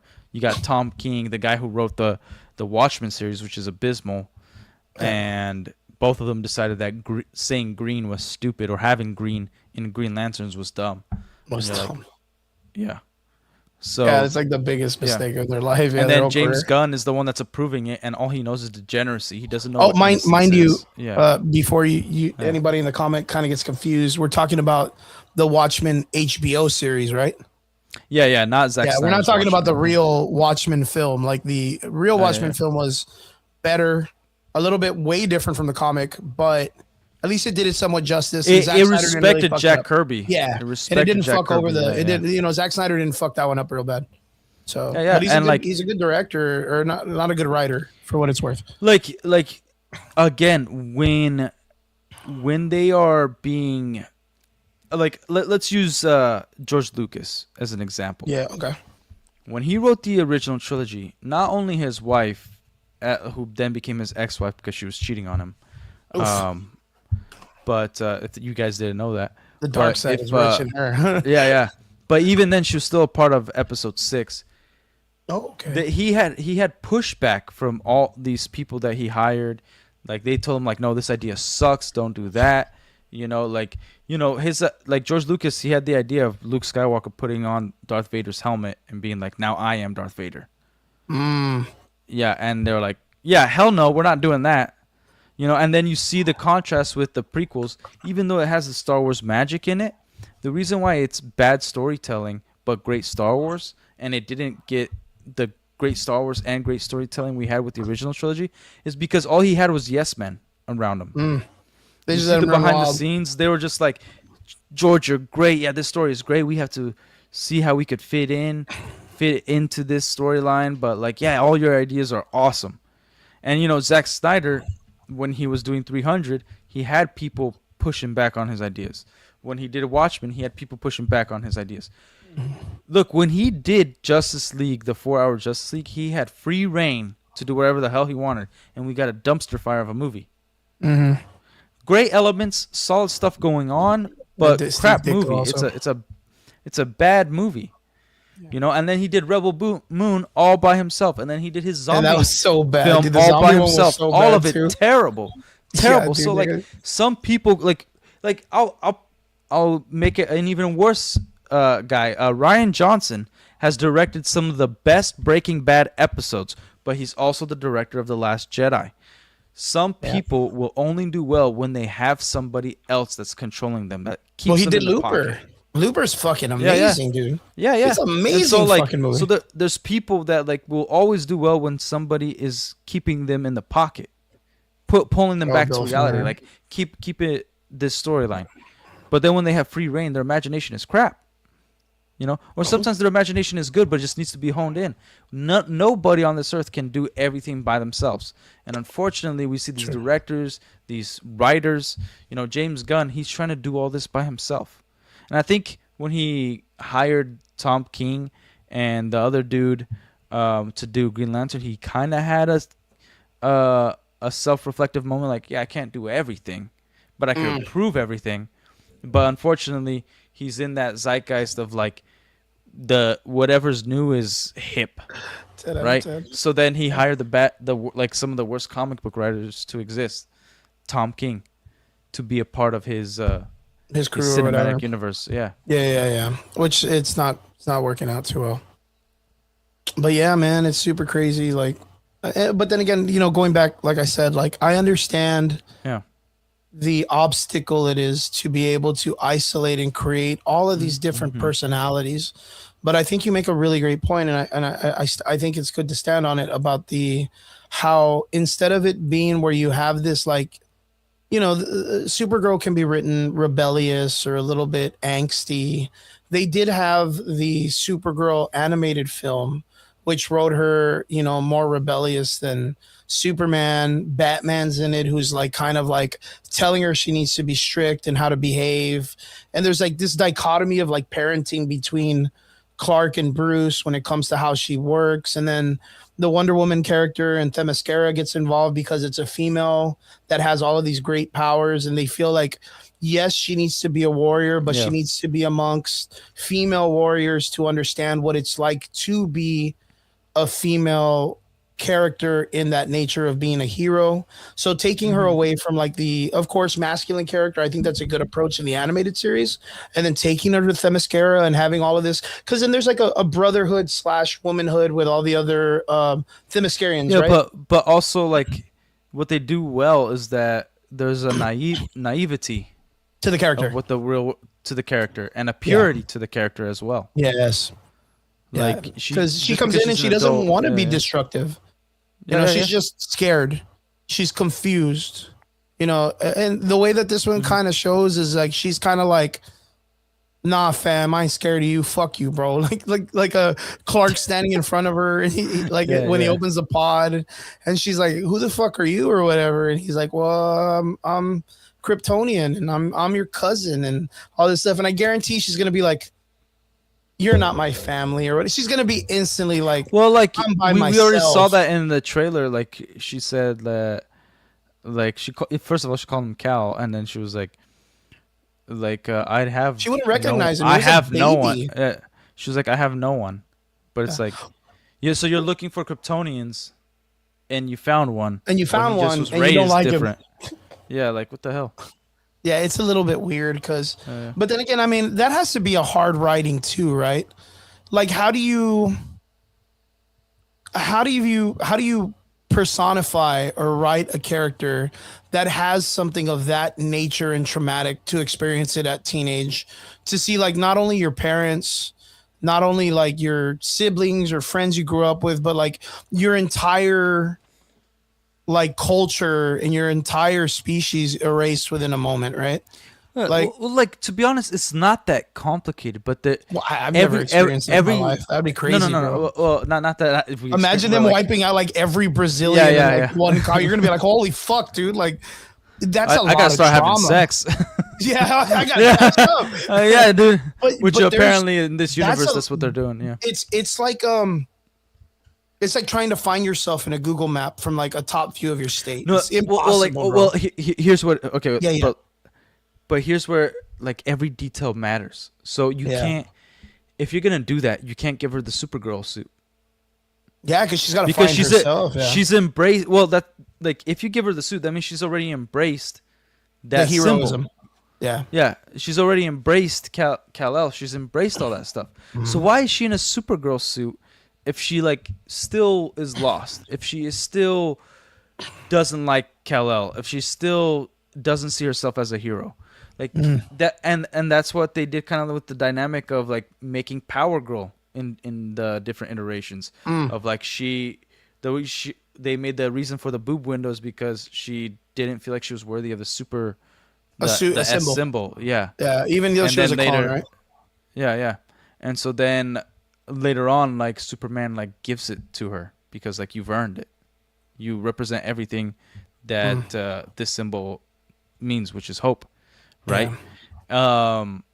And so like if you're starting her off that way, like what we should have seen her like not in a at least not in a Supergirl outfit in the trailers and stuff, like when she's in space. No, in the Superman movie, and also in her show her show or this movie that's gonna come out, and then like maybe introduce Superman in this movie, and that's like she embraces it because like this is what it means to people to be this. Yeah. So it's good. It's good because yourself, it's good because I think this is very important because like the way you and I approach these things, I think it's very important when we're explaining it because a lot of people like, I mean, you hear Derpy's like, nah, Relic just hates stuff, but it's not. You're making a good point in the sense of like the argument is like there's elements that need to be brought to light in this story for us to get a solid landing.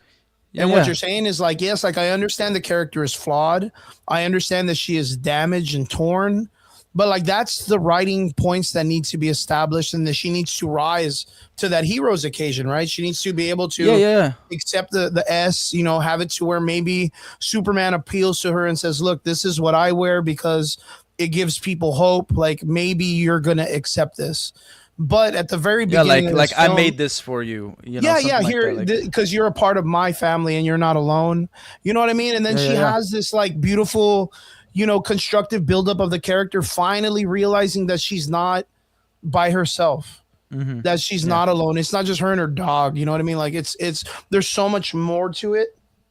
Like I hope, man, that's a really good point. Like I feel like a lot of these movies miss those, and as audience members, they expect us to just think we're stupid and we don't see those points. You know what I mean? Like it's absolutely correct. I think what would make Supergirl a great story, of course, the Supergirl comic book that it's based on isn't a bad comic. It's not. I think it's kind of. I haven't gone through it and read it. It's not too bad. It's not too bad. It's a very like coming of age story for Supergirl. It's kind of like but then again, it's like Supergirl. Like there's not, other than being in the Crisis and Infinity and all of this stuff, and her getting fucking killed to raise up Superman's morale and all this shit. Like she doesn't really get great stories. It's always like based on what happens with Superman and all this, and her being saved, and then her rising to the occasion. So now it's like, well, you're by yourself. You got to kind of do it on your own. I think it's a great story for them to appeal with for Supergirl, but it is. But like everything has context. Like she already has the Supergirl suit. Yeah, she's already on Earth. Like for instance, they already effed up on their own lore in the Superman film. Like Superman got beat up, but the yellow sun is still out there, right? So then he goes to to the Fortress of Solitude, but they have something to focus the sun in on him. Yeah, so that he way it can works. charge Yeah. up quicker, right? Yeah. So that he needs But some kind of he's help still to there. magnify it, right? Yeah. But that's when he's getting beat up. So Supergirl is drunk, but she's on Earth, and she had to to get into our solar system. She already had to start getting sobered up because of the yellow sun. And then she gets an atmosphere, and then all the way to the freaking Fortress of Solitude. She already been sobered by the time she got there. At the very least, as soon as she hit an atmosphere. Mm-hmm. Well, the other problem with the story too, and as a lot of people are overlooking it, is like when Kal-El is sent to Earth, Lex Luthor apparently, again, this was the biggest problem in the first film. Lex Luthor gets the video, and the whole video is the father telling Kal-El he needs to have a harem, he needs to bang a bunch of chicks, he needs to enslave the planet. That's you remember, like, and that's something that we all overlook because it was probably the most stupidest thing they could have added to this. Yeah, it was so dumb that we couldn't believe it. And then James Gunn put out a statement like, I confirmed it. He's like, I confirmed it 3 times in the movie. Like, Mr. Terrific confirms it. Yeah, that's what the Kryptonians believe. Well, then again, you have this character that now comes to this planet.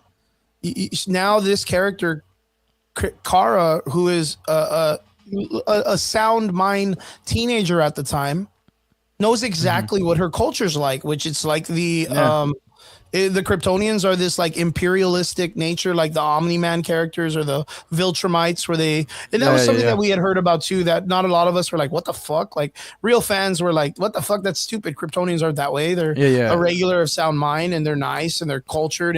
But now we understand. And the reason they travel to other planets is to help out other planets. So now we have a character that was already a teenager, already knew what the society was like, and was already a part of this group of people that were like, well, anytime we go to another place, we conquer. So like, is that something that Supergirl's going to come in with, or are they going to act like us, the audience, are ignorant and we forgot that Superman's dad made this fucking video? Because now these are two characters. Because it's also like, so wouldn't you, if you were Supergirl, wouldn't you want, after you've lived just maybe a year on Earth, you would have realized, oh shoot, this is a better way of living. Like, people actually love each other.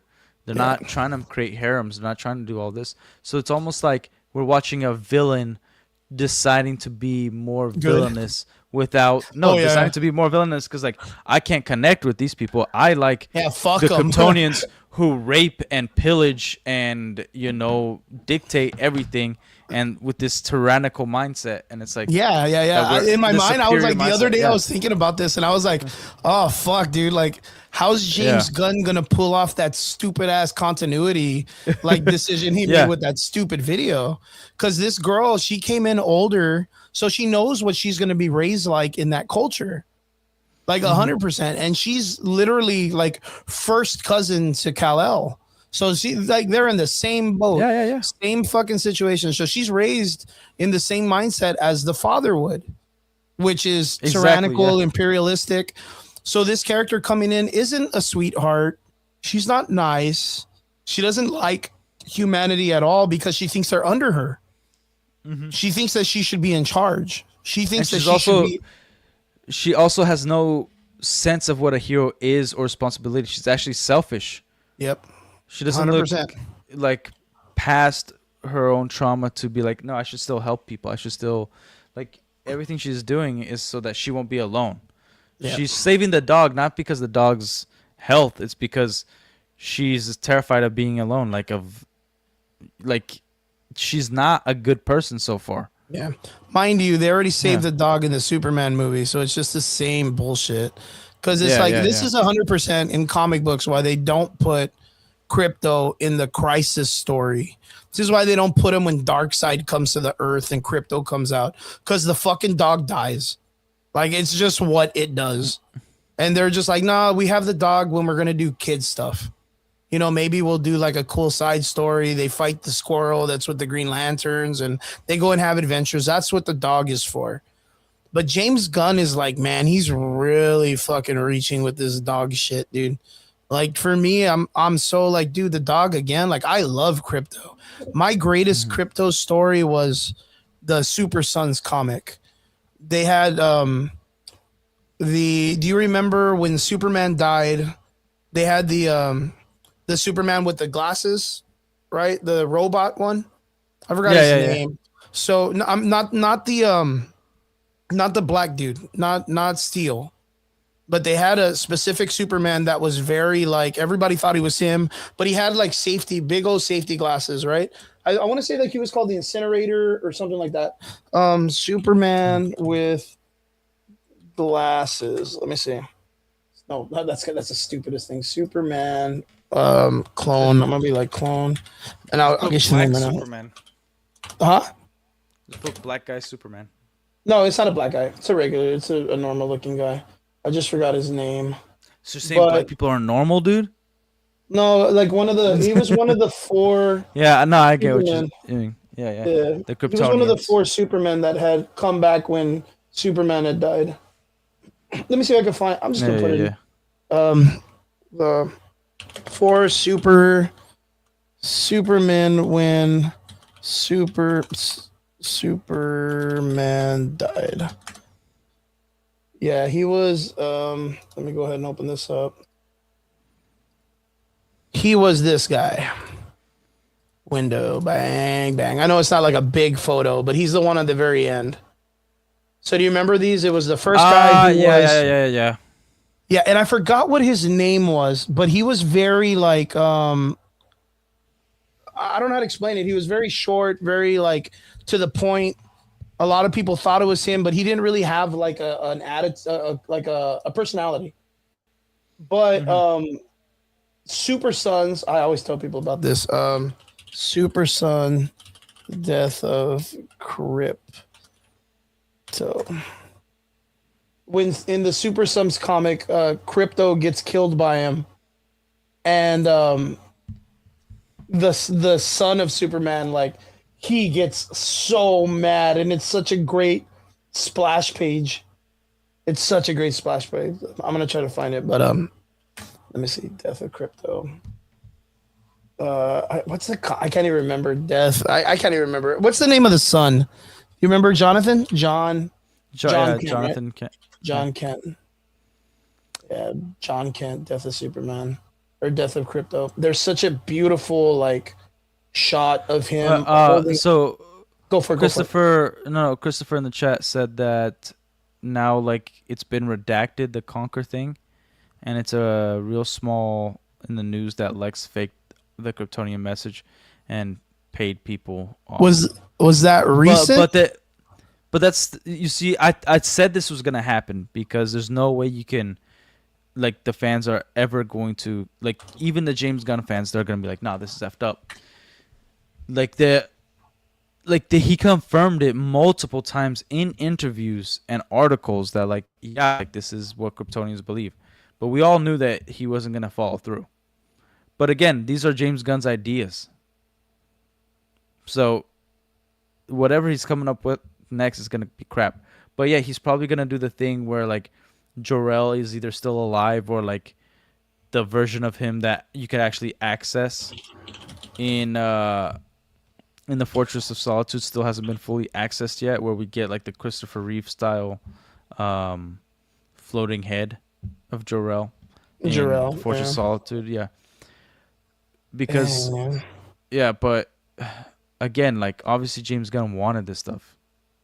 He wanted the whole harem bullcrap. like, are you familiar with like the like the Super Sons John Kent storyline and all that stuff?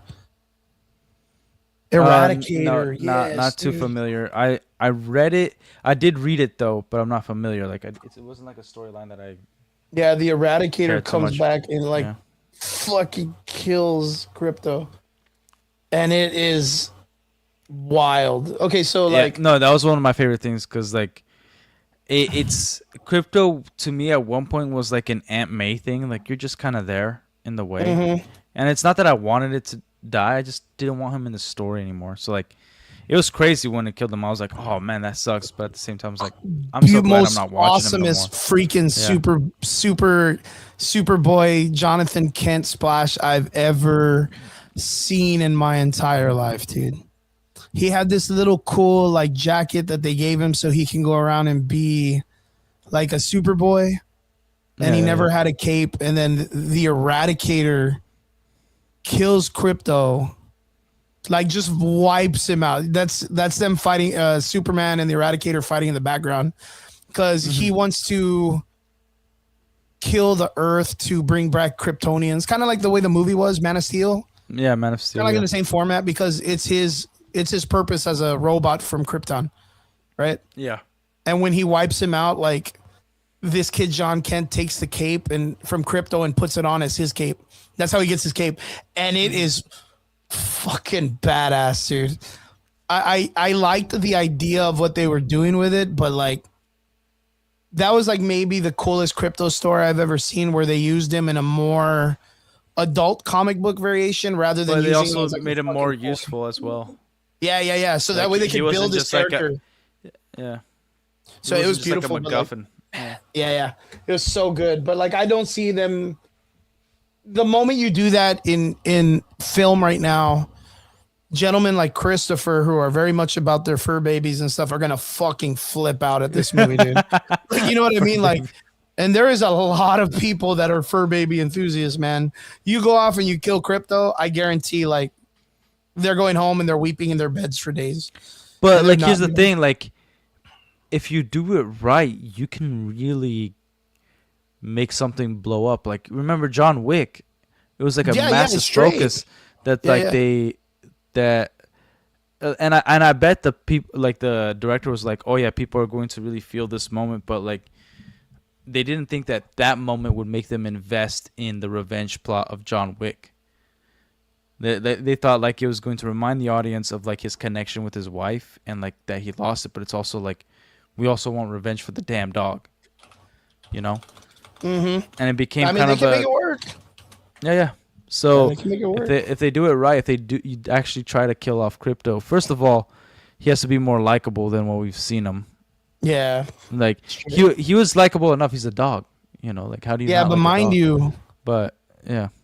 The way they're writing it is Crypto is not like Superman's dog as the way he is in the comics, which is weird. Weird. I do understand where, again, this goes off of like the Marvel Civil War thing, right? Where you do have to modify a lot of these things because most of these main characters got all the cool gimmicks and MacGuffins and stuff because all the other ones were barely selling and they only used those. Well, I don't think you need to take away, you know, like for instance, if you see Smallville when they introduced Supergirl, they gave her own thing. Yeah, I got that. You know, and like she wasn't in Smallville and Metropolis all the time. She was doing her own stuff somewhere else. Yeah, in the other part of the world or something. Right? Yeah, and it's like just because you already gave Superman so much and he's been around almost 100 years at this point, and you want another character like Supergirl to come in and use the same symbol and be part of the same you got to differentiate them and have that, right? You don't need to. You could still give her some of the same character arcs, but in a different way. Because regardless, if you actually write her like a girl, she's not going to act like Superman. Regardless if their personality is the same, she's still going to be different. He's acting the way his character is also as a man. She would act the way her character is, but as a woman. You know, there could be the same things happening to both of them, but the outcome might be different, or the outcome might be the same, but the journey is going to be completely different because of how they go about things, there's perspectives and everything. So it's just I see that. I don't think you ever need to pull from somebody else's story to give to a character to make that character valuable. True. I think you're playing the same line of like belittling characters to prop up other characters instead of just bringing them up. True. So mind you, I mean, we have Supergirl coming out this week, guys. And of course, us as comic book guys, I mean, Derpy's the same, but he's very much just happy to be getting some type of like love in the comic book world for the DC universe. Relic probably thinks the same way I do, and we're kind of expecting for them to do it justice because this is, DC and Marvel are so different when it comes to things. The way that you have the Marvel characters is most of the time Marvel's characters are more grounded. And to me, DC's characters have always been the Greek mythology. They're like a step above the rest. There's a pedigree to the way these characters act. They're standing there with their chests more exposed and arms pulled back, the cape. Like you don't really get that shit in Marvel too much. You know what I mean? Like Marvel's more like chill. And they understand how big the universe is. Yeah. You know, and so it and just to kind of go back with what I said a little bit, like that's when I said towing the line. You could still do that, take a little bit away from a character and give to others. That's fine, but as long as it doesn't change the characters, right? True. But the thing with the DC universe, it's something that I never liked. Like I enjoyed storylines, but I never liked it when they did multiverse stuff because the universe is already so big. Yeah. But regardless, I've always think multiverse stuff is super lazy. You know, like, but the DC universe, it's way more rich than the Marvel universe. I believe. Yeah, I agree. I agree. Well, it's like I said, it's more prestigious.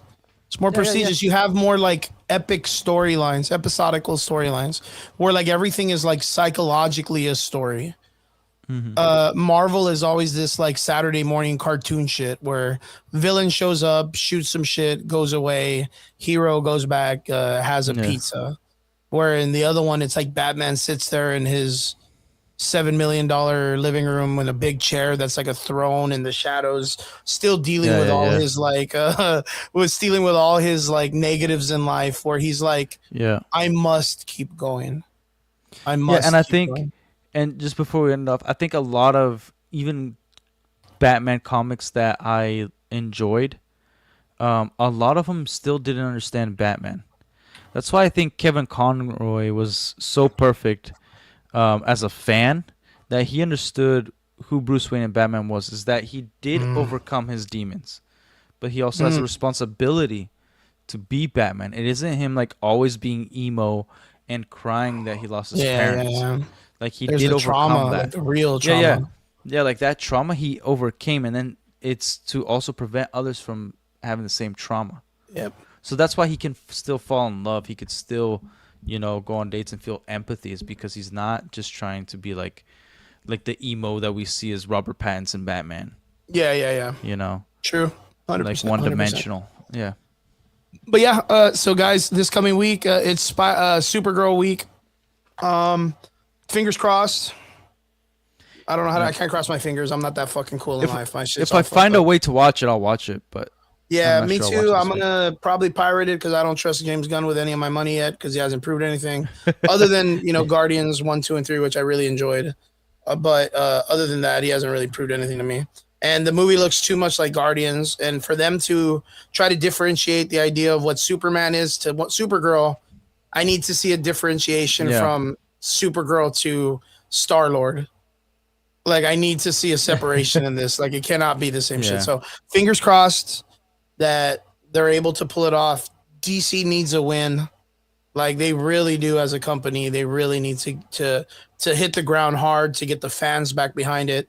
Because Star Wars is suffering from the same thing, and I don't want them to have the same fate at the very beginning. Star Wars is already dead. Yeah, and I don't want them to have that at the very beginning of their chance. I want Star Wars. I want 10 years of DC, guys. Like, I really do. I do. I want an end game and an Infinity War of DC that's good and solid if we can get there. But we're going to have to see how this hits the ground. And, other than that, we're about to call it. Before we go, I know, thank you, Tony. Appreciate you. Have a great night. Thank you so much for staying with us. And make sure to come in next Sunday. We'll be here doing the same thing, man. God willing, baby. Christopher says Brian Bendis screwed up the John Kent character by having Ultraman keep him captive for years. Chris, we don't talk about this. We don't talk about the I was traumatized by my father figure and then I came back and liked dudes. Like we don't talk about the bisexual, bro. We don't talk about this. Do you know what he's talking about? You have to know. I do know what he's talking about, bro. That like, man, that did you okay. I don't know if you guys are just fuck, dude. We're about to get to regular free time if we end up just kind of like talking mad shit about. Now we're gonna go for another hour, huh? No, I promise, bro. I promise. They recently. By the way, like and subscribe. Go to the Average Boys podcast. Yeah, guys, like and subscribe over there. Come through. We love you guys. Thank you so much. But so recently in the comic books, it's been such a fucking problem that they had the Superboy character with all the bisexual stuff. Nobody was buying it. Yeah, the pink hair, all that. Well, they had, again, this is the Superman Miles Morales, no, not Superman, Spider-Man Miles Morales problem. You can't have two Spider-Man when the original Spider-Man is still there, healthy, doing stuff, and then you bring in another one and you're like, nah, he's just as important. No, you have Captain America, but we're gonna make another dude Captain America. Is Captain America still there? Like, sucks cock. Dude, fuck. So they made a Superboy or a Superman because they made him into Superman because Clark, was, I guess, not cool enough to be Superman anymore, even though he's still there being Superman, saving the day. Superman was now Jonathan Kent, and they did all the bisexual stuff. It didn't work. And the reason I told people when all the LGBT community people were up in Rhymes saying that when they were up at fucking Rhymes about like, nah, you're just a bigot for not liking him. I told them, look, for us being bigots, for not agreeing with how they handle this, DC, the company that's trying to get you to be their freedom fighters, are making him bi. So in case it fucking fails, they're going to make him normal again. So they're not even sticking to their fucking guns. They're using you guys. If you're into this, they're using you to fucking, you need to see that. Well, that's why I don't trust James Gunn. When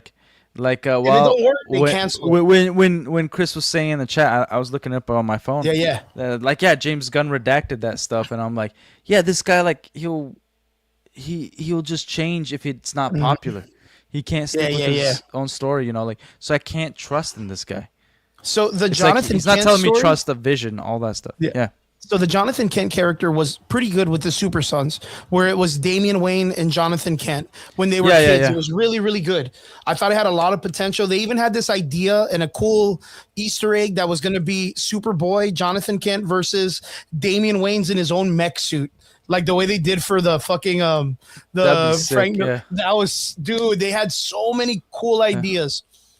And then they did the whole thing where like the father of Clark comes back, kidnaps the kid, takes him on this wild adventure. He gets kidnapped by Ultraman and practically is like, I don't want to say sexually assaulted, but they made it seem like he was very like his masculinity was taken away. He was sexually assaulted, dude. Yeah, in a way they tried to fabricate this idea that was the point.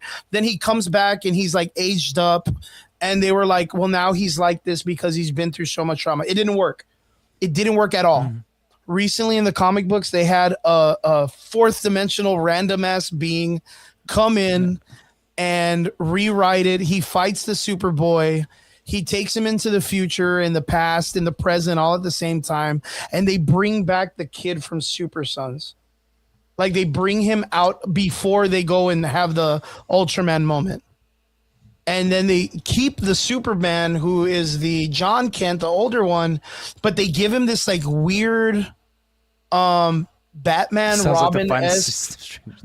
Dude, it is freaking messed up, bro. So again, with them messing up with Superboy Jonathan Kent, they brought him back as a kid so that they can make him normal. And then they made the older one this like random. No, I know, yeah.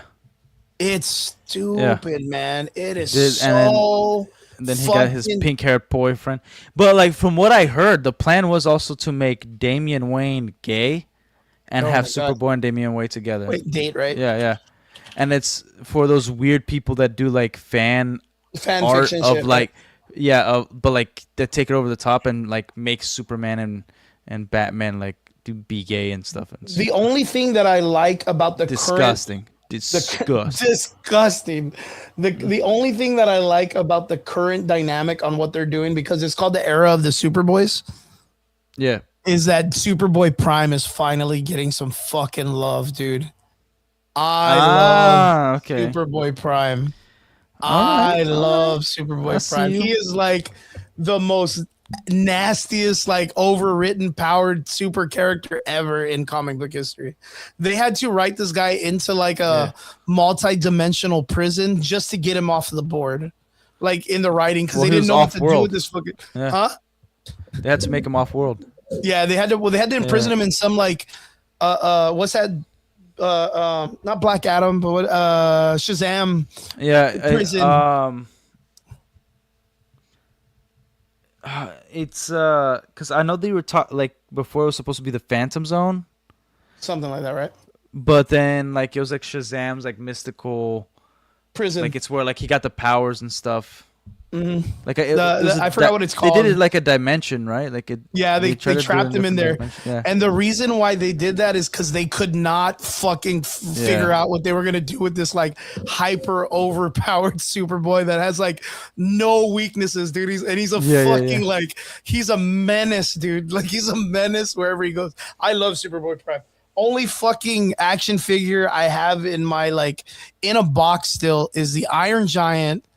Fuck it and Superboy. Yeah, the Iron Giant. Yeah. Those are my only two characters. That's I love real, those dude. characters. They're so G, bro. The only other one I like is Hyperion. He's my only character. But here you go. So the one in the back is the older Jonathan Kent, who's the one that loves dudes. And they brought back the little kid after the Cape, which it's after like, which is the prime time before the dad's like, yo, let me take you on a fucking Epstein Island trip, kid. Like, you know what I mean? Like, and just messed him up. So, this is the way they fucking had to redcon their ignorance. Like, oh my God, dude. And it's not going to work. It's not going to work. Because what are they going to do with the fucking little kid? Like, is the Superman of Prime going to fucking adopt his ass? Like, he ain't got no family. Like, just take him back, bro. Man. Yeah, like, what are they going to do? Like, it's ridiculous, dude. It's ridiculous. Yeah.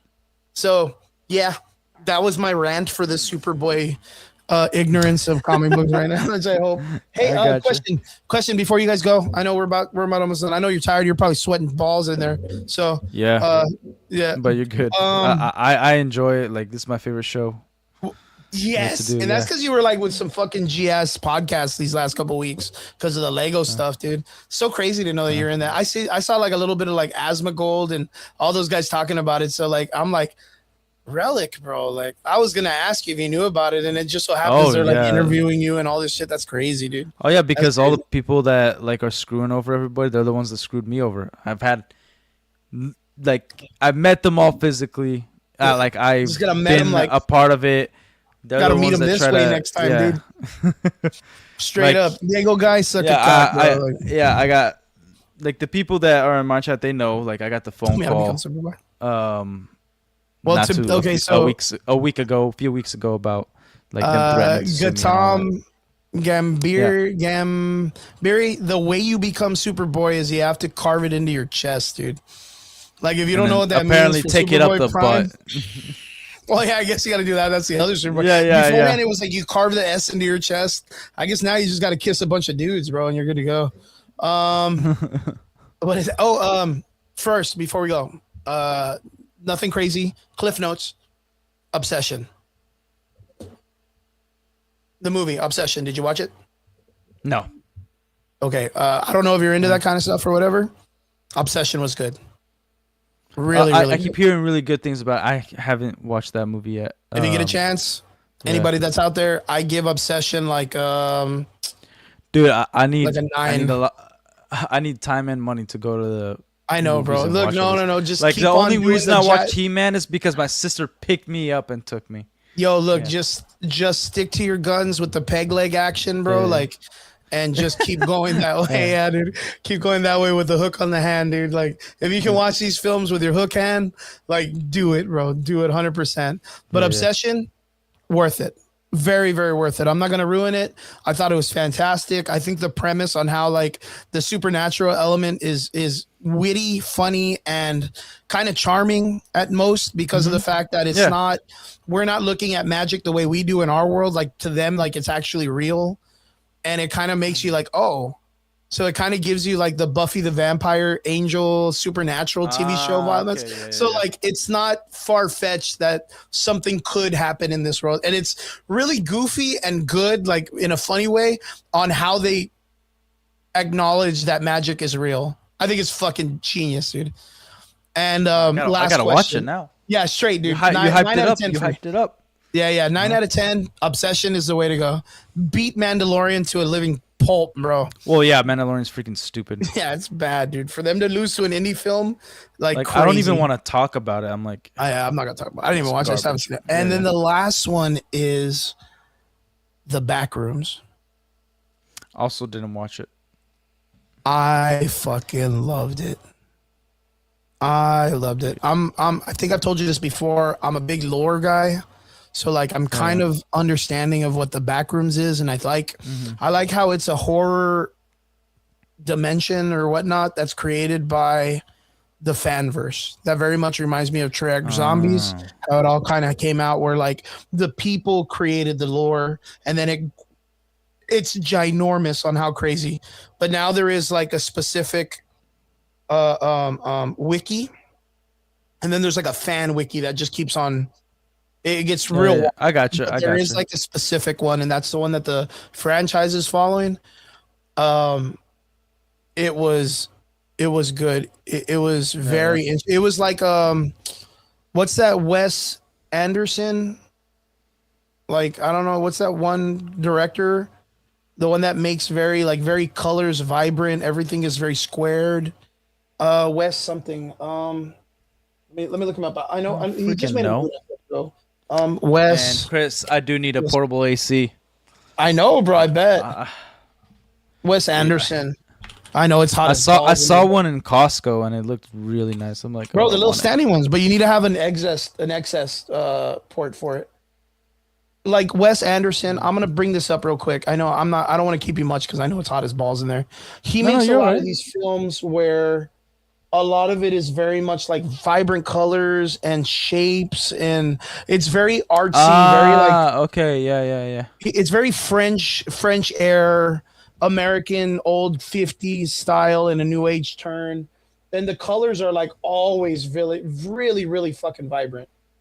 And there's always like a lot of these like these kind of moments where everything is like shape induced. The approach of the Backrooms is it takes these concepts, but it makes it uncomfortable because everything is slightly not correct. Yeah, okay. And it's so amazing on how the person who created this and is running with it did this at like 16, 17 years old and is now 20 working with the dude from Doctor Strange, Ethio, I forgot his name, Ejiofor, the actor, the one that was Baron Mordo. Oh, I don't know his actual name. Like I know his last name is like Ejiofor or whatnot. I know who you're talking about. Yeah. This show, it's not scary. It's not scary. There's no like jump scares. There's no nothing like that. In fact, I think it would be safe enough to take your older kid to go see it. The one that's like, I think you said you have an older kid that's like 6. Yeah, 6. I think it's okay to take a kid at that level because there's no like crazy thing in it. There's one scene that has that. Well, maybe there's one scene that does have blood. So maybe I'll not. watch it first. I'll watch it first, and then I'll determine it. Yeah, there we go. Shawittle, right? Shawittle. I just feel like it's okay. It's okay in the sense of like it's not like crazy horror, Freddy Krueger. It would. I mean, I don't know if you ever saw like the horror movies when you were growing up, but like I don't know if you remember like the first Friday the 13th, or like the first the one so that's corny. like stuck in my mind is Chucky. Okay, Chucky would be way too. Like Chucky's like a 10, and this is like a 2 when it comes to like the intensity. Okay, yeah. like it's not scary. This is more like a psychological thriller. Like it puts you into positions where you just feel like, oh man, I would freak out if I was in that position because I'd feel like claustrophobic. Yeah. Like I don't know how to explain it. It's just so cool. But then to realize like the massness of the universe of it being where like you're literally like it's like when you play a video game and you like get too close to something and you fall through the wall and you like fall out of the map. Like imagine if that was real in our world. Like you could be doing something and you like fucking fall through a wall and you just like literally fall like forever. And like let's say you hit ground, but it's like, well, how do I get back? Like what am I supposed to do here? And then there's things that are like in between, like creatures that live in that dimension. So I thought it was awesome. I like the concepts of like it gives the audience time to think. Like it doesn't like put it out there for you. Gotcha. Yeah, like you get to think, and so that's that what leaves was that up to your imagination. Yeah, that's 100% what it is. Because it never gives you a definitive thing of what the back room is. Like it's so good and refreshing to see that a movie that was like this doesn't dumb it down. It doesn't dumb it down. Yeah.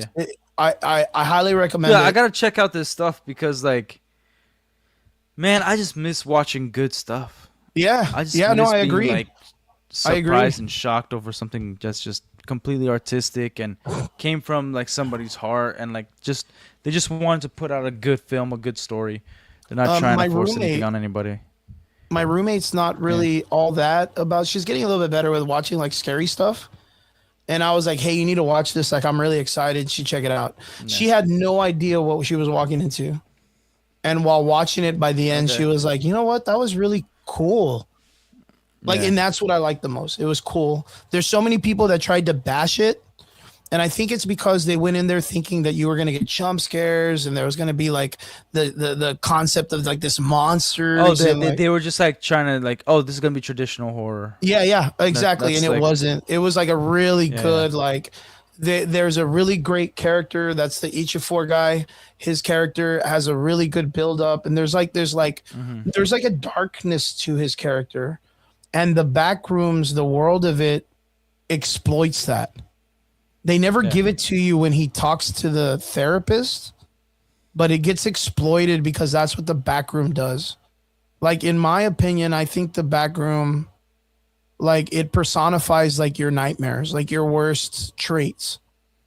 But it's difficult because it doesn't, since it's not a human entity or it's like a Cthulhu entity that's like a space.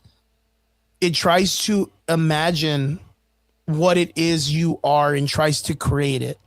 Okay. So that's what gives you like this. You know what I'm thinking of? I'm thinking of that like in Harry Potter, that mirror like closet thing that like your fears come out of. Yeah. But it's like, but what if it didn't? Like, because there's a good line in this film when it says, imagine explaining to a blind person what a dog is as best as you can.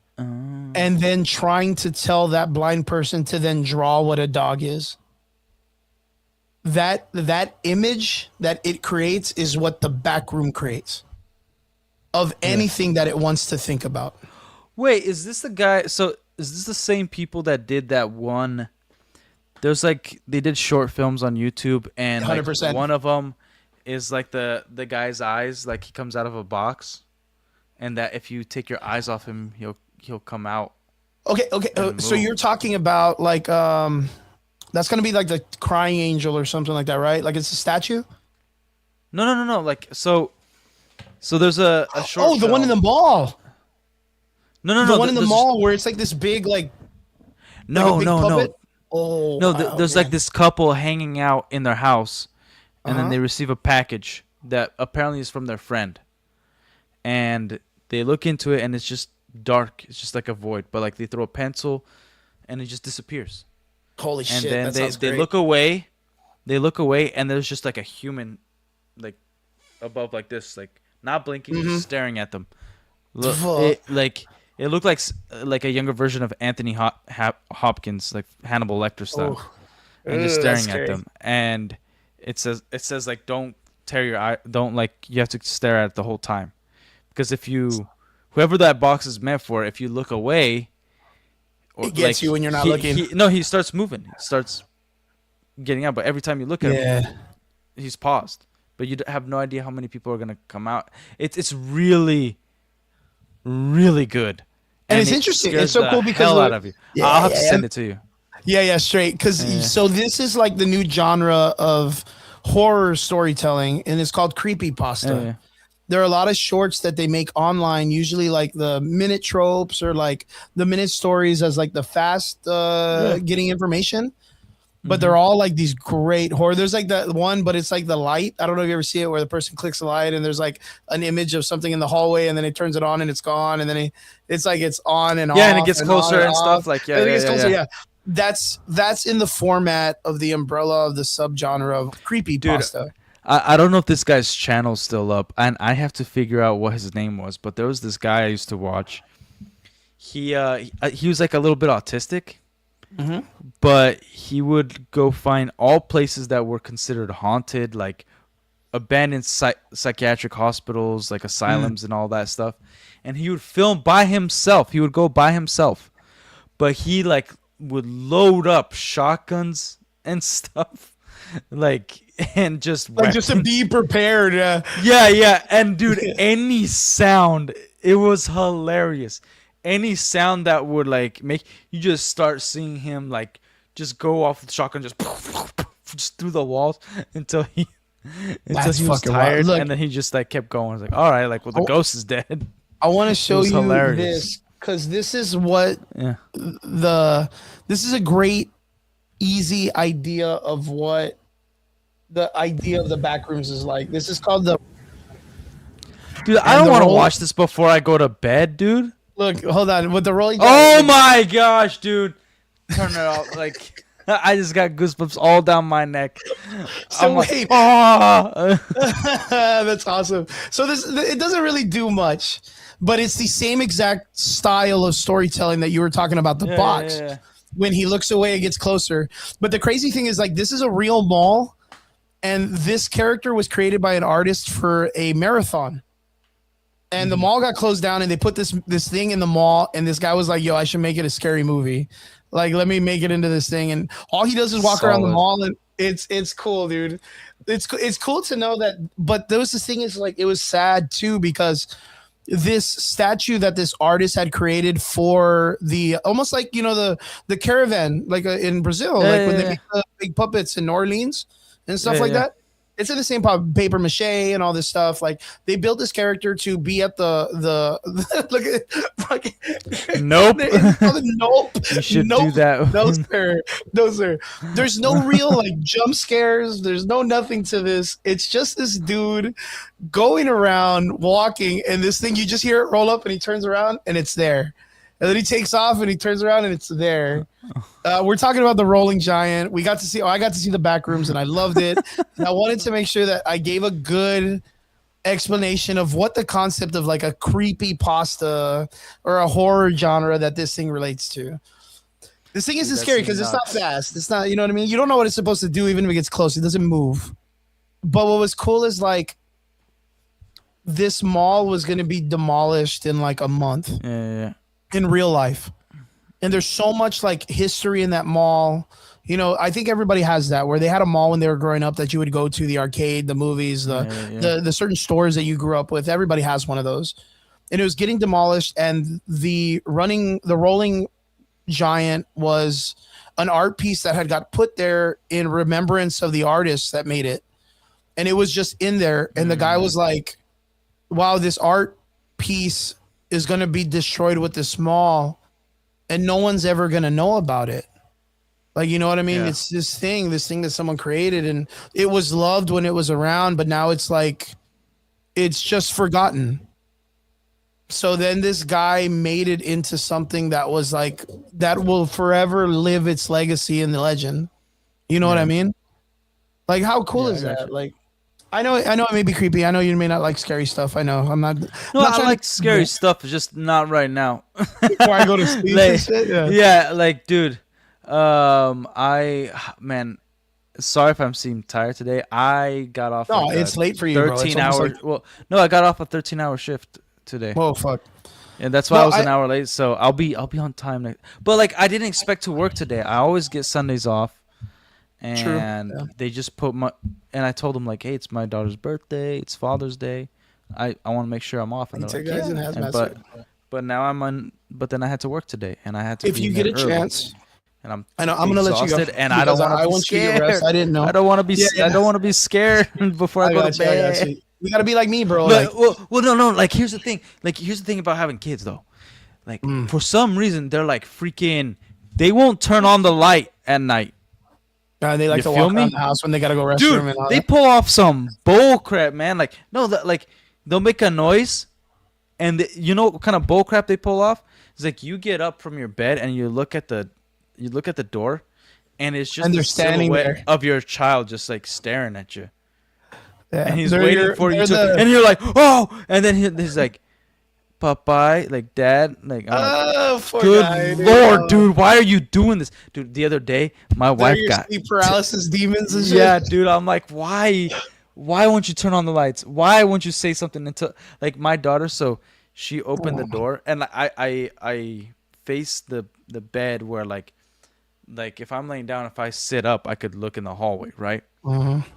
Well, I was asleep, and my wife woke me up with her yell because she opened the door and it creaked like very slowly, but we couldn't see her, right?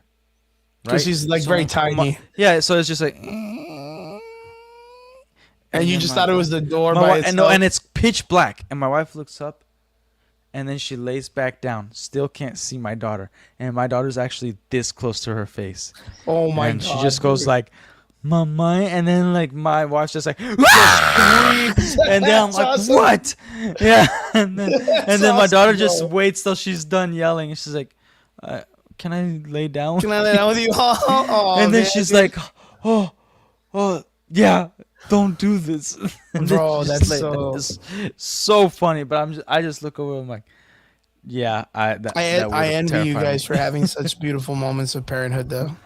Yeah, Those are it's memories that are awesome, good. I dude. don't have kids, so I don't know what that's like. But I'm one of those guys that I'm always like, I sleep very light, and I'm usually like, like I'm, protector of my household or whatever with my roommates and stuff. So, Yeah. kids would drive me nuts, dude. I already know it, Kids but are the I best, do dude. envy you, bro.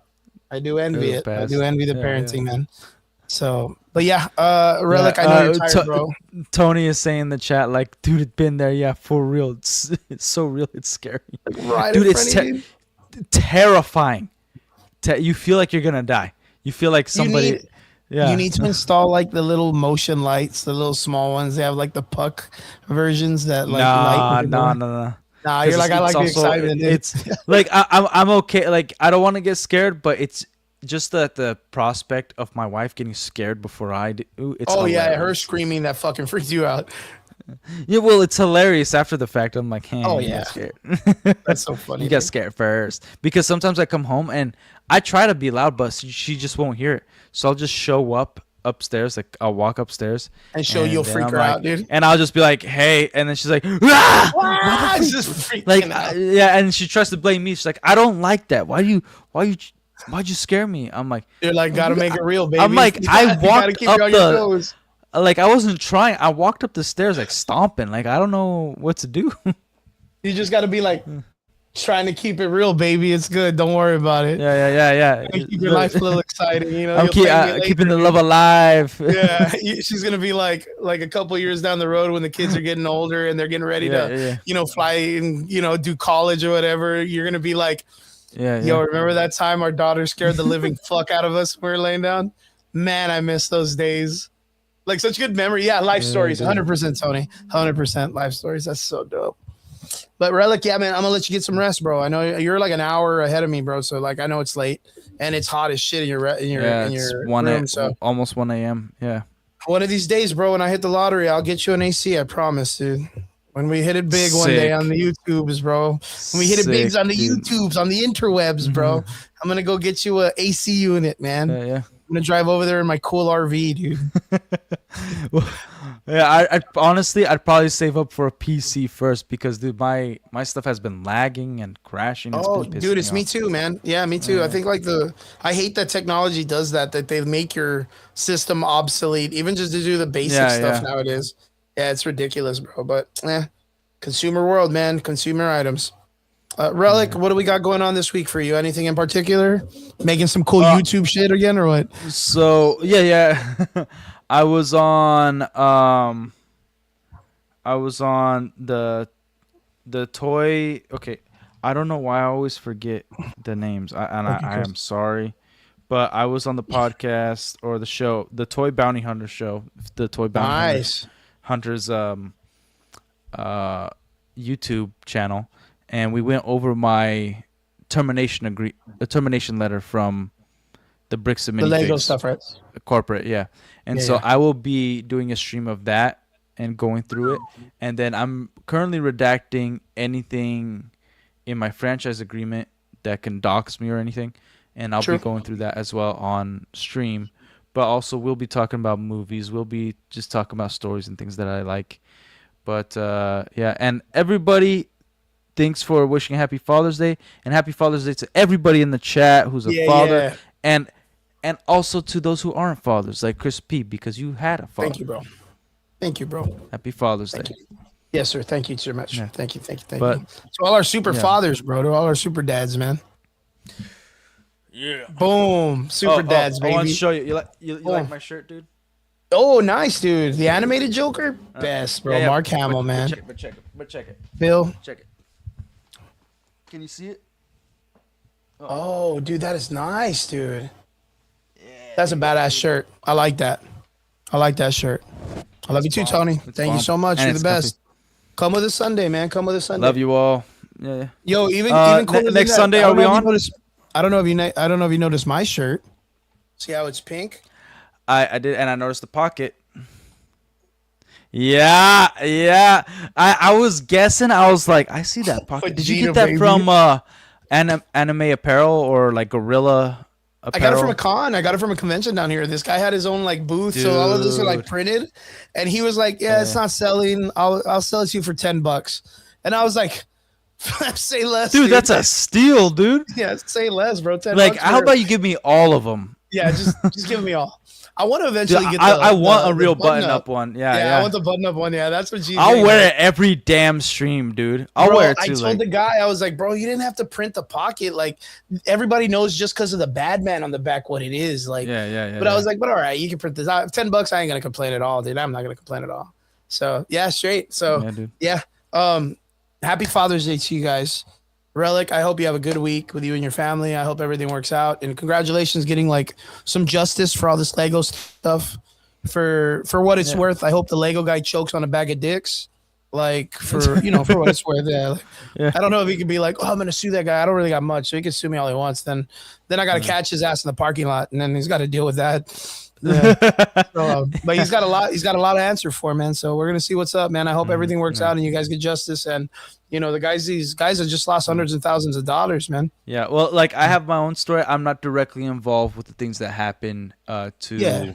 the like actual scandal, which is the important part that I want to emphasize too. Like always pay attention to Brian, Mansell, and Ben, Reckless Ben, because like they're the actual brave ones to keep going after this and do what they're Shout doing. outs, man. And I owe credit to them as well, to like anybody who came and supported me and still stuck around. Like thank you.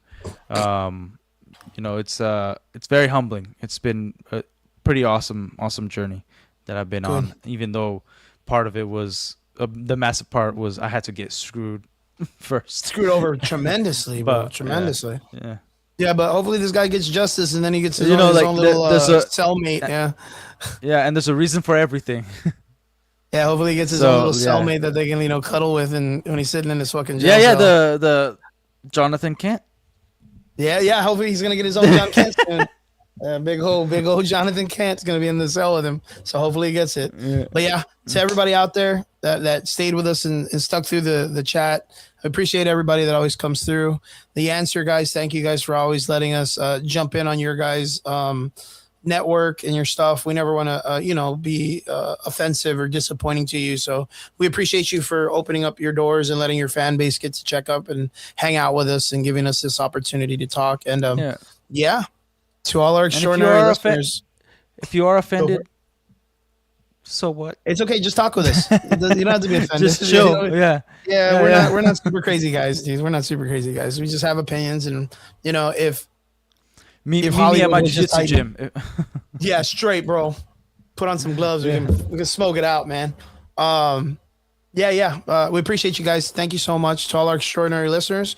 We hope you guys have a fun week. Go out there and grind, hustle, and stay healthy. And we'll see you guys again here next week on the Average Boys podcast. We appreciate every one of you. I'll see you all later. Peace. Peace.